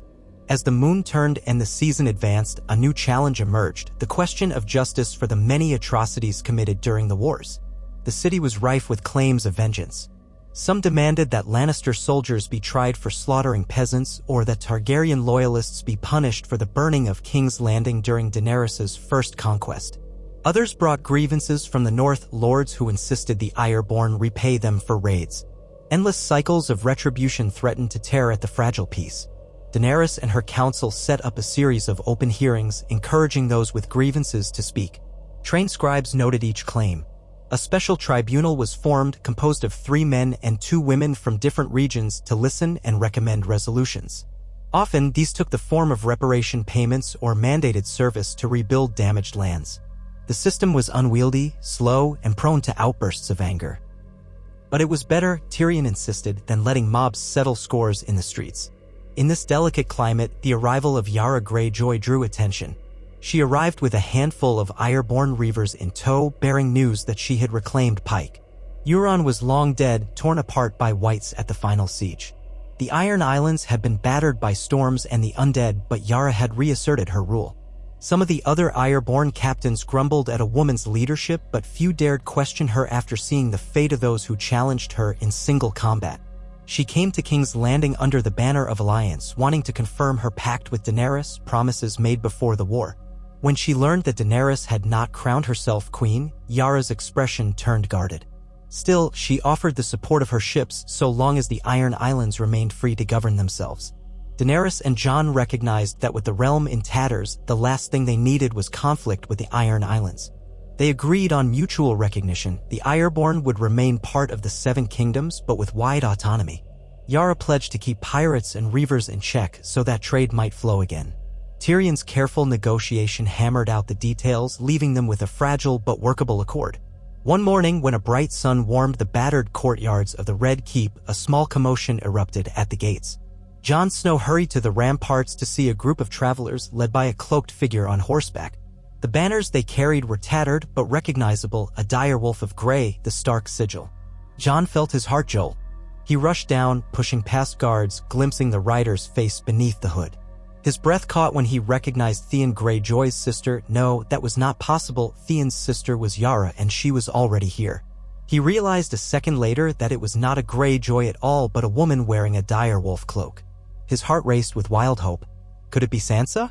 But as he reached them, he saw the face was older, lined with sorrow, and not a Stark. She introduced herself as Lady Barbary Dustin, once a fierce rival of the Starks, who had survived the undead by hiding in the crypts of a distant northern keep. She brought with her a handful of battered Stark soldiers. They had seized the tattered banner from the ruins of Winterfell, hoping to find any surviving member of the family. They spoke in reverential tones of Sansa Stark, last seen rallying the defense in the crypts, though no one had proof of her end. Jon's shoulders slumped. He welcomed them nonetheless, glancing at their weary faces. They had traveled far, braving the rotted remains of the undead in the fields. All they knew was that the North was in tatters. They hoped to rally under Stark leadership. Jon had to break the news that both Winterfell and the line of the Starks, aside from himself, Arya, and the missing Bran, were unaccounted for. Lady Barbary Dustin seemed torn between bitterness and a strange camaraderie, admitting that she had once despised the Starks for perceived slights, but that all such animosities felt hollow now. Jon invited her party to settle in the city, help with the restoration, and remain under the Stark name. If or when they could return north to rebuild, he would accompany them. He made no formal claim to the king in the North title, but the northern survivors gravitated to him regardless, recognizing in his stoic manner the only living figure who bore the ancient blood of Eddard Stark. Arya was less comforted by their arrival. The stories they told of twisted ice-ridden forests and entire clans wiped out turned her nights restless. She roamed King's Landing after dark, barely sleeping, as though trying to escape her memories. Often, she found herself perched on rooftops watching the flicker of torches in the streets below. The city was still fragile, but it was alive. That stood in stark contrast to the silent devastation of the North, where entire swathes of land had become graveyards. She wondered if she would ever see Winterfell restored, or if the seat of her ancestors would remain a ruin, a tomb for her lost family. In the Red Keep's library, one of the few sections not completely destroyed, Samwell Tarly quietly sorted through old manuscripts, searching for any references that might offer wisdom on healing the land after the long night. He was not a maester by official decree, but his time at the Citadel had left him with enough knowledge to act as the city's de facto healer and scholar. Under Daenerys's patronage, Sam tried to compile a record of the entire war against the Night King so that future generations might remember how close they had come to extinction. Occasionally, Davos or Tyrion would stop by, offering their recollections. Sam jotted everything down by candlelight, piles of parchment at his elbow. He dreamed of finishing the story, binding it into a volume called A Chronicle of the Long Night so that the realm might never forget. But each day, new crises pulled him away, an outbreak of illness in Flea Bottom or wounded refugees pouring in from the storm-lashed coasts. He handled it all as best he could, aided by a handful of healers from the city's modest guild. Late one evening, Sam was returning to his quarters when he encountered Daenerys in the corridor. She looked tired, the faint glow of torches accentuating shadows under her eyes.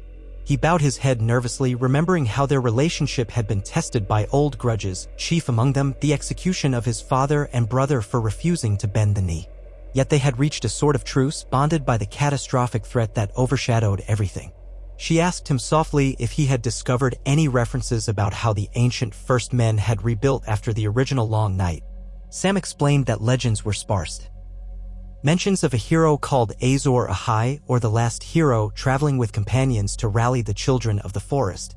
But no texts offered precise details on how lands recovered from the magical blight of the White Walkers.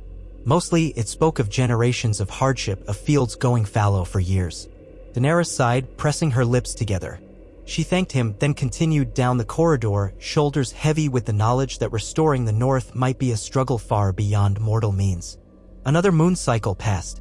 The rubble of King's Landing began to show new building frames. Wooden beams, ropes, and pulleys dotted the skyline as stonemasons worked tirelessly. Fresh shipments of stone came by wagon from the Westerlands. Yara's ships arrived at the port with crates of salted fish and lumber from the Iron Islands. Scribes began enumerating the city's population, attempting a census. At the same time, they coordinated the distribution of labor, ensuring that orphans were looked after, that skilled craftspeople found the best use of their abilities. It was an immense undertaking, fraught with corruption and confusion, but a handful of honest officials tried to keep it on course. Though each morning brought new problems, fires, bandits, sickness, there was a slow but perceptible feeling that the city was no longer on the brink of collapse.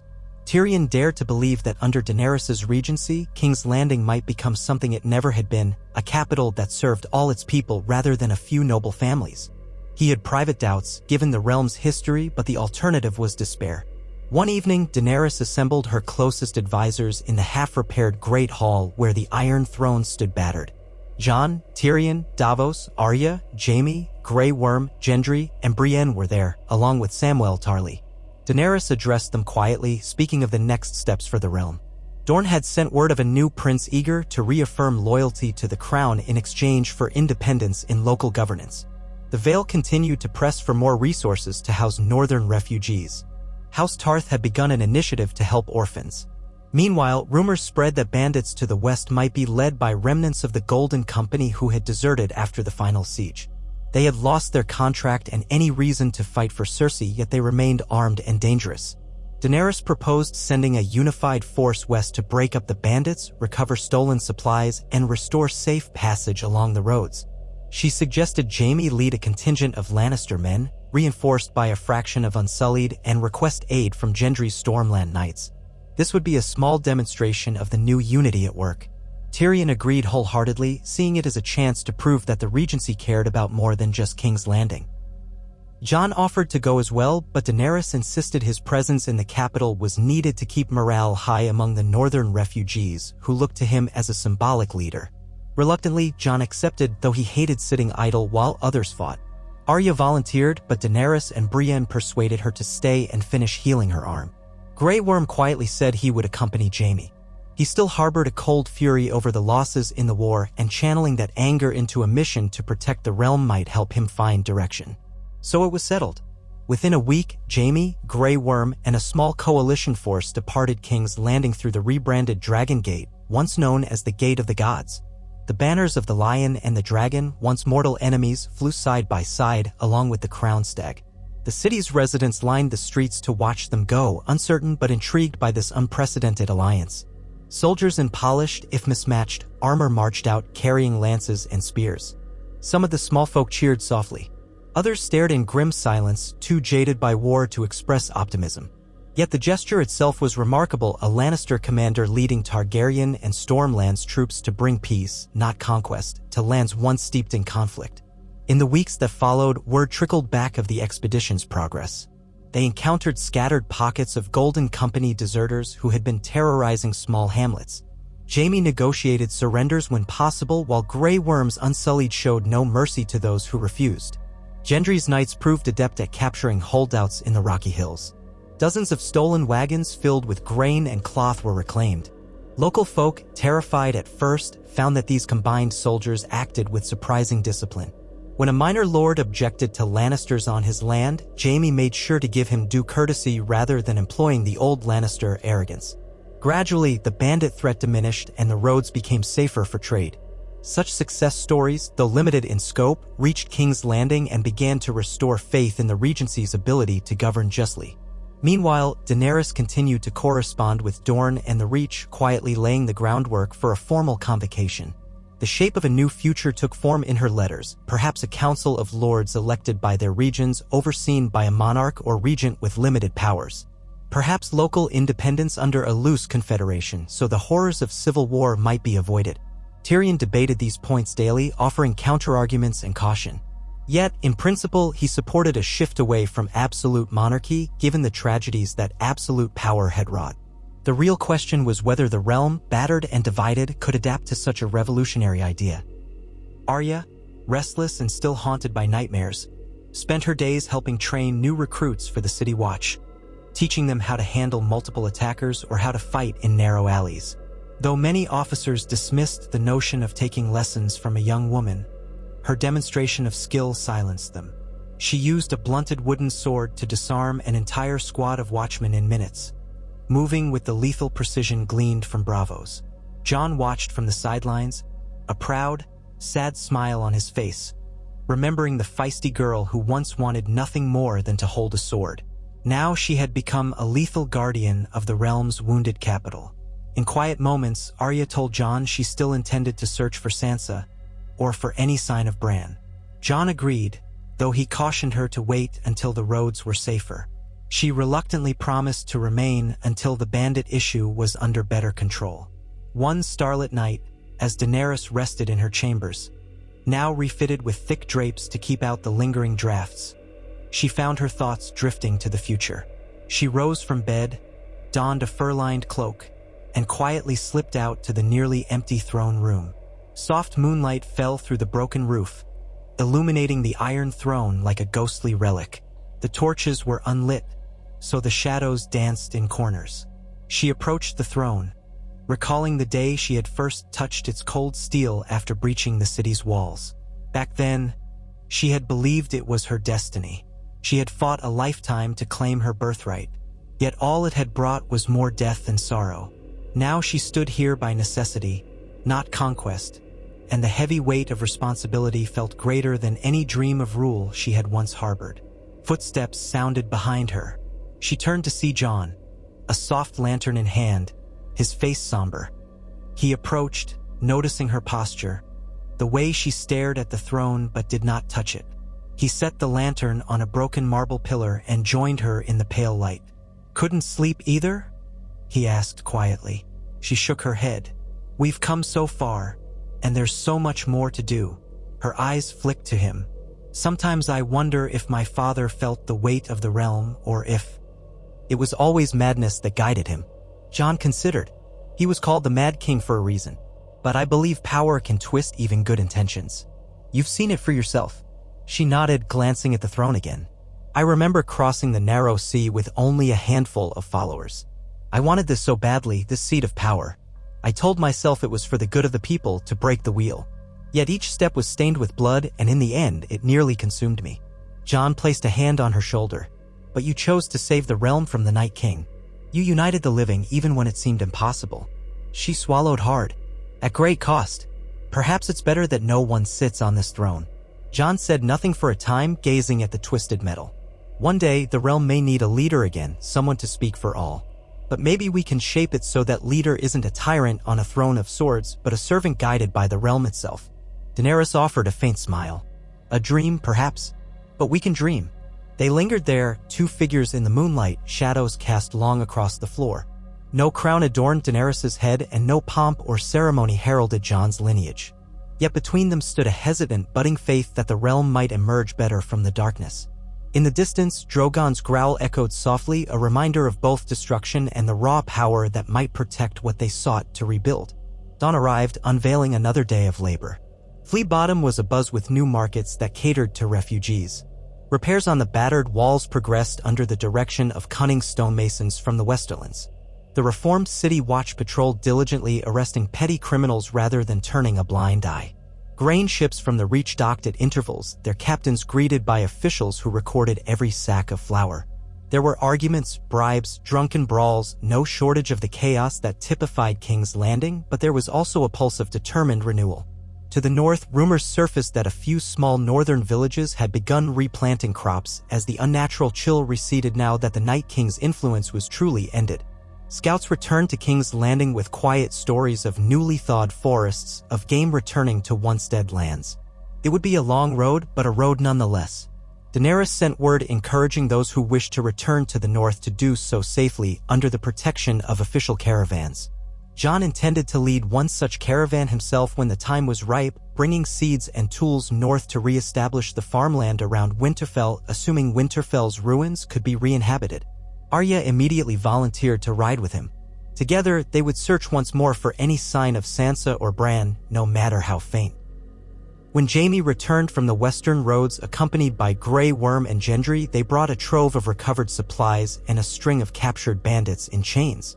Tyrion oversaw the sentencing.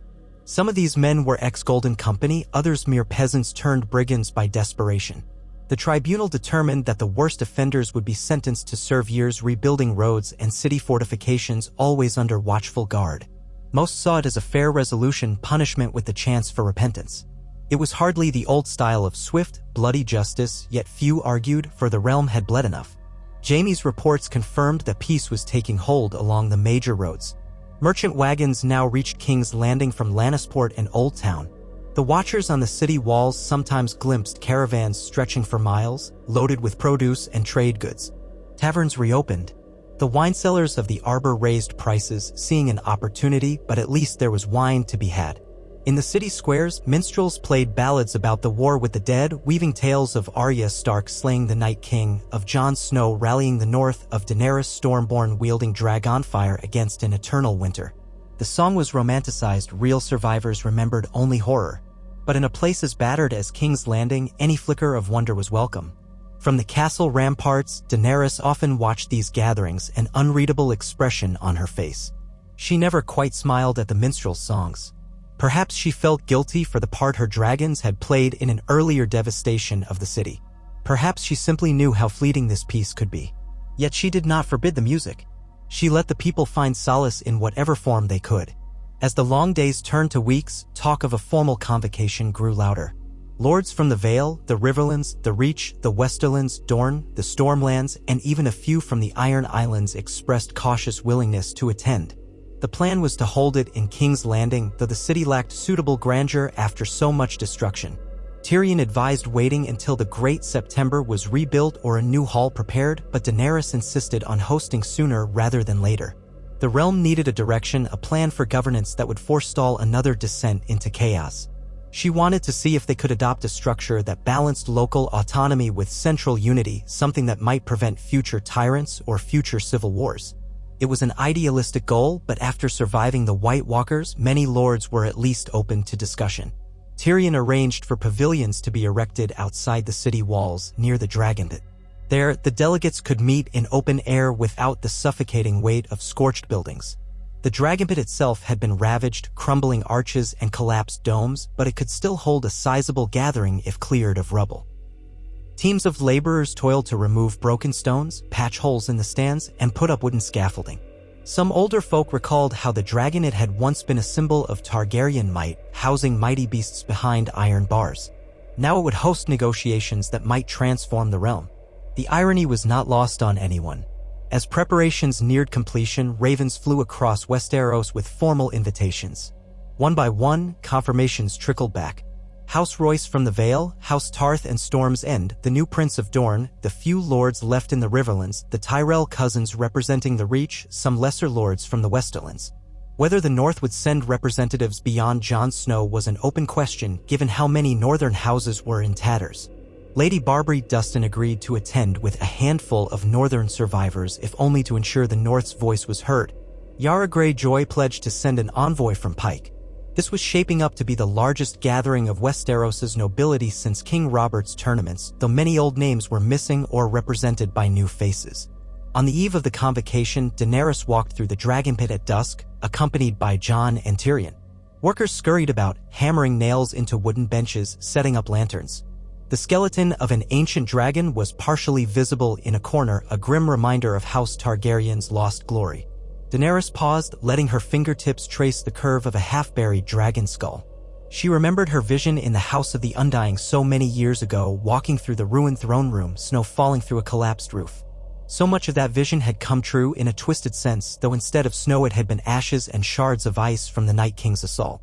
She wondered if there was any escaping destiny or if all roads led here. Jon stood beside her, quiet, while Tyrion supervised the final touches. When the last workers departed, Daenerys turned to Jon and said, "Tomorrow, the lords of Westeros gather to decide a future none of us imagined. Will they see me as a rightful leader or an invader who burned their city?" He studied her face. "You saved them from the Night King. You've worked tirelessly to rebuild. Many have seen that. The rest we'll have to convince." She took a steadying breath. "What if they decide on another? Or prefer to break the realm into separate kingdoms? Will you stake your claim if they ask?" Jon shook his head firmly. "No. My place is in the north, but I'll speak on behalf of unity. If the realm splits, we might never stand together again when true evil arises." She nodded, trying to hide her relief. "Then I suppose I'll argue for a single realm under council rule or something akin to it. But not a tyranny. Not ever again." Jon gave her hand a gentle squeeze. "We'll face it together." That night, the city glowed with lanterns. Travelers poured in through the gates, a constant din of hoofbeats and chatter. The inns were packed, private manors lent to visiting lords. A subdued excitement hung in the air. Westeros might be on the verge of a new age. Whether that age would prove peaceful or erupt into renewed conflict remained uncertain, but the specter of the dead no longer loomed. That alone gave people courage to dream. Dawn broke on a scene reminiscent of old tournaments, minus the splendor. Lords and ladies arrived at the dragon pit in small processions, bearing the flags of their houses in threadbare or patched condition. Some arrived with mounted knights in tarnished armor or caravans of outriders laden with gifts of grain or cloth. Even the new Prince of Dorne came with a handful of sand-skinned guards in bright sashes, a reminder of the desert land that had long resisted Targaryen rule. They mingled in the outer courtyard, awkward in each other's presence, exchanging guarded courtesies. Years of war and betrayal could not be erased by a few months of uneasy peace. At the center stood Daenerys, flanked by Jon, Tyrion, and Davos.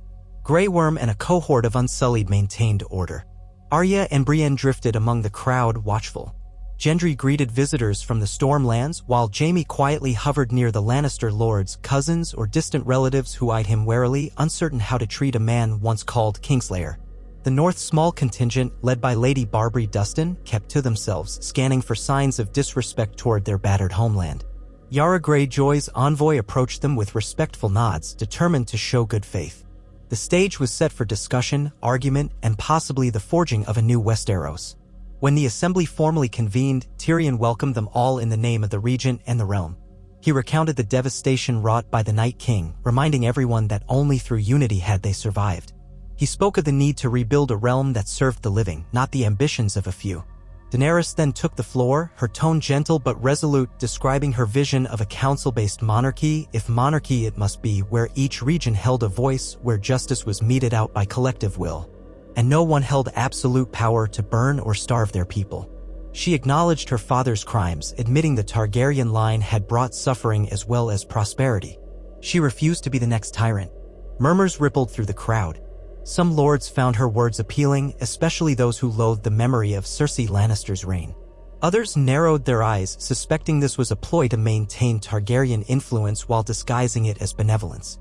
The Prince of Dorne stood to ask whether his people would truly retain autonomy or if they would be forced once more to submit to a crown in King's Landing. Daenerys replied that each region would keep broad autonomy, that the regent or monarch would simply preside as a final mediator, subject to the guidance of a small council representing all corners of the realm. Jon supported this with a mention of the North's devastation, how regional autonomy was vital for them to rebuild without interference. Yet he stressed the importance of overall unity, one realm, many peoples. Lady Dustin, though never a fan of House Stark, found herself agreeing grudgingly that they had bigger priorities than fracturing completely. Over hours of debate, objections flew. Some lords insisted that a single throne was still necessary to keep the peace. Others favored total independence. Many disliked the idea of commoners having any say at all. Tyrion carefully navigated these disputes, referencing the traditions of the Great Council that had chosen past kings when dynastic lines were in question. This time, though, they would not just be choosing a king or queen to reign unchallenged, they would be shaping the role of that throne from the ground up. In the midst of it, an older Lannister cousin asked, "And who wields the dragons? If we let each region act on its own, what stops you from unleashing Drogon on those who disagree?" A hush fell. Daenerys inhaled, acknowledging the question's gravity. Dragons exist to protect the realm against threats like the White Walkers. He is my last surviving child, and I will not use him to coerce or terrorize. If that means building trust by limiting my direct authority, so be it. Skepticism flickered, but no one openly challenged her sincerity. They had seen enough of Drogon's destructive power and also how she'd used it sparingly since the final battle. As the sun climbed higher, tempers sometimes flared, but Tyrion and Davos coaxed the conversation forward. By midday, they broke for a meal, served in rough tents outside the Dragonpit. Lords who had once tried to kill one another shared tables, biting into hard bread and salted meat, uncertain how to act without swords drawn. When the assembly resumed, a rough outline of a system began to emerge. They would affirm the continued existence of the Iron Throne, but that seat would be held by an elected figure chosen by the Great Lords and possibly with some input from smaller lords or delegates. That figure, regent, protector, or king, would not hold absolute power. A permanent council with representation from each region would shape policy and could overrule tyrannical decisions. Further details remained to be hammered out: how often new elections might occur, whether each region could withdraw from the arrangement under certain conditions. But the notion of a realm united in name with broad local autonomy took root.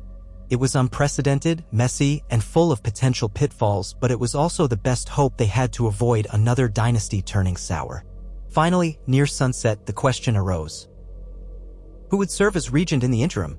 A few lords nominated Daenerys, given her role in defeating the Night King and her ongoing regency. Some suggested Jon Snow. Others proposed a caretaker arrangement with a small rotating group of lords, but that drew confusion and protest. Daenerys listened in silence, letting the arguments unfold. She glanced at Jon, who shook his head minutely. He did not wish to be forced onto the throne. After a long debate, the majority finally agreed that Daenerys should continue as interim regent, at least until a new constitution, as they tentatively called it, was finalized. She had proven her commitment by her actions since the war. She had the loyalty of the Unsullied and the Dothraki, as well as supporters in the city. Jon Snow's open endorsement carried weight. Reluctantly, some of her former enemies acquiesced, stating that as long as the council had the power to check her, they would accept her in that role. Terms were scribbled down by scribes. Each lord signed. Tyrion exhaled relief, seeing the realm's precarious alliances coalesce around something tangible. Darkness fell over the Dragonpit and torches flickered in the mild spring breeze. Delegates lingered, some continuing to speak in clusters, forging new alliances, clarifying points. The air hummed with possibility. Daenerys found herself standing off to one side, grateful for a moment of quiet. Drogon circled high overhead, a silent guardian.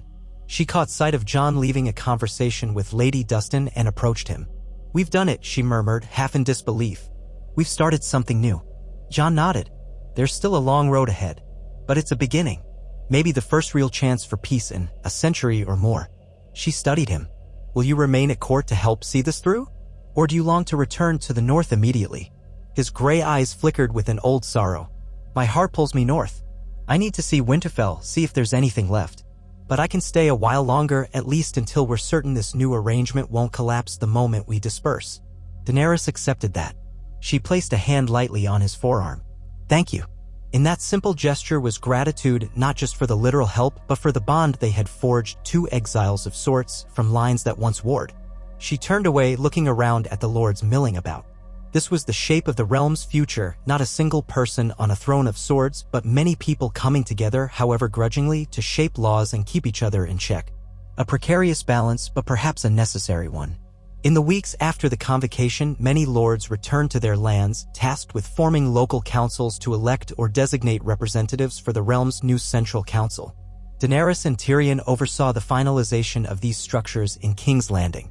A sense of cautious optimism spread among the population. The city was no utopia, corruption still existed, criminals still lurked, and tragedies still happened. But the gloom of inevitable war had lifted. Few doubted that disagreements would spark again in the future, but for once they had a framework to resolve disputes without swords. Jon began preparations for a northern expedition.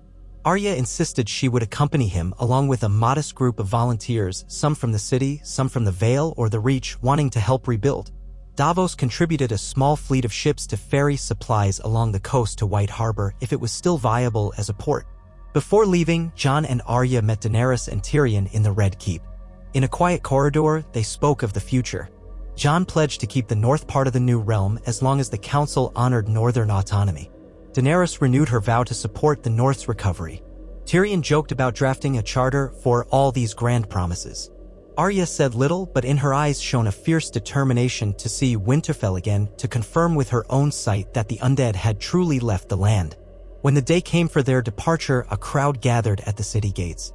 Jon, dressed in furs despite the mild weather, led a column of wagons and riders, with Arya near his side. They carried seeds, tools, building supplies, gifts from across the realm for the battered north. Daenerys offered them both a formal farewell, though her eyes glistened with tears held at bay. She embraced Jon briefly, whispered something in his ear that made him nod, expression solemn.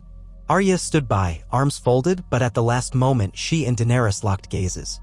Whatever lay between them, past grudges, regrets, seemed to fade in the face of the city's gratitude. Arya bowed her head in respect, and Daenerys returned the gesture. Then the Starks rode out under a gray banner, headed for a homeland that might barely be recognizable. Standing on the parapets, Daenerys watched until the column disappeared beyond the rolling hills. Beside her, Tyrion sighed.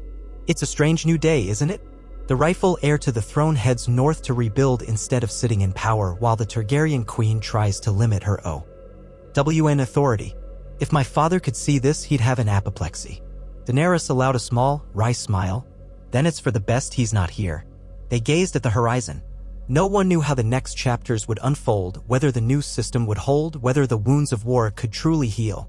But the living had faced death incarnate and survived. Spring blossomed over Westeros, fields turning green, rivers flowing free of ice. The world felt new, fragile but full of promise. In the months that followed, King's Landing steadily transformed. Old piles of rubble gave way to fresh foundations. Craftspeople from Essos arrived, bringing new ideas for architecture. The once infamous Flea Bottom saw an influx of stonemasons building multi-level housing. Orphans were placed in communal homes run by septas and guardians who received a stipend from the Regency's treasury, money gleaned from a restructuring of the old Lannister coffers and the gold mines of the Westerlands. A handful of Dothraki, leaderless since their Khalasar had been nearly wiped out, found a place in the city as skilled horse breeders, introducing stronger bloodlines to local stables. Even the Unsullied adapted, some choosing to remain in Westeros, others considering a return to Essos once they felt their service was done. Politically, the newly formed councils took shape, albeit slowly. Letters from the Vale, the Riverlands, and Dorne proposed representatives. Messengers crossed the realm, hammering out disputes. Tyrion thrived on the swirl of negotiations, writing reams of parchment to keep track of each house's concerns. As interim regent, Daenerys presided over the final drafting of a realm-wide charter that enshrined the principle of collective governance, though the specifics left much to local councils. The more liberal lords whispered that this was the start of a new age, an end to absolute monarchs. Traditionalists grumbled, but for the moment accepted it as the best chance to avoid further catastrophe. Through it all, Daenerys remembered the looming threat that had almost snuffed out the world. The White Walkers had conquered King's Landing for a single day, but that single day had scarred the city forever and tested the realm's spirit. In the aftermath, they had found not just survival, but a reason to reimagine their future. Every time she passed by the spot where Arya struck the fatal blow, she felt a shiver. The courtyard had been paved anew, the cracks repaired, but the memory never faded. Word reached the capital that Jon and Arya had made it to White Harbor, half-ruined but slowly recovering, and from there they traveled inland. Sometime later, a raven arrived with news that they stood amidst the charred rubble of Winterfell, now reclaimed from ice and whites, with the intention to rebuild. A handful of northern families rallied to them, beginning the slow, painful work of clearing debris, burying countless bones, and fortifying what walls remained. No mention of Sansa or Bran had surfaced, but they refused to give up hope. As another year turned, King's Landing's population rebounded. New trade links to Essos brought shipments of grain and spices. The city's forges clanged with renewed vigor. Children born after the long night never knew the terror of an undead dragon overhead, nor the face of the Night King. They heard stories from their elders, saw the battered towers, glimpsed the scars on the Red Keep's walls, and marveled at the quiet hush in the great hall where the Iron Throne still stood unoccupied for the most part, a symbol that had once inspired fear and awe. Now it was more like a relic, overshadowed by the day-to-day business of a realm determined never to kneel to tyranny again, whether from living or undead rulers. Daenerys presided over this new age as a caretaker rather than an empress, drawing upon her experiences as a liberator in Essos and a would-be conqueror in Westeros. She worked with the councils, sometimes struggling against old prejudices, sometimes challenged by those who said a Targaryen could never break the wheel because her house had forged it. Yet her persistent humility and her readiness to confront problems, riding out to quell a local revolt or ensuring fair trials, won many over. The name Breaker of Chains, once chanted by freed slaves in Meereen, took on a new meaning among Westerosi small folk who appreciated the end of the old feudal tyranny, if not all feudal structures. The transformation was far from perfect, but it was a beginning. And so the story of the Night King's near conquest of King's Landing passed into legend. Minstrels sang of how the unstoppable White Walkers had battered the city's gates, how an endless tide of whites threatened the realm's final bastion. They told of the dragon battle in the sky, of undead Viserion freezing whole streets, of living Drogon roaring defiance in the face of doom. They whispered that the Night King nearly took the Iron Throne, but was stopped at the last breath by mortal courage and a stroke of Valyrian steel. The song ended with a caution that the living must never again forget the real enemy. If humans fell to infighting and petty greed, if they allowed dark forces to rise unchecked, the cycle might repeat. For now at least, that cycle was broken. The wheel had cracked, its shards scattered across a land that had bled enough. Through the collective efforts of those who survived, Westeros stood on the cusp of something new. The capital city, once the epicenter of treachery, became a crucible for rebuilding, forging alliances, and forging a new identity. The memory of the dead lingered as a stark warning. No matter how dire the struggle, unity was possible, and in unity there was a chance for hope. The years ahead would determine whether that hope blossomed into lasting peace or faded beneath humanity's old failings. But in the battered streets of King's Landing and the green hills beyond, men, women, and children moved forward with determined hearts, guided by leaders who had stared into the face of ice-blue death and chosen life. The living had triumphed against the cold shadow of oblivion. Now, in the warm sunshine of a fragile spring, they sowed seeds of renewal in the ashes and prayed that the next generation would reap a harvest of peace. And remember, always, that the darkest night could be held at bay as long as they stood together.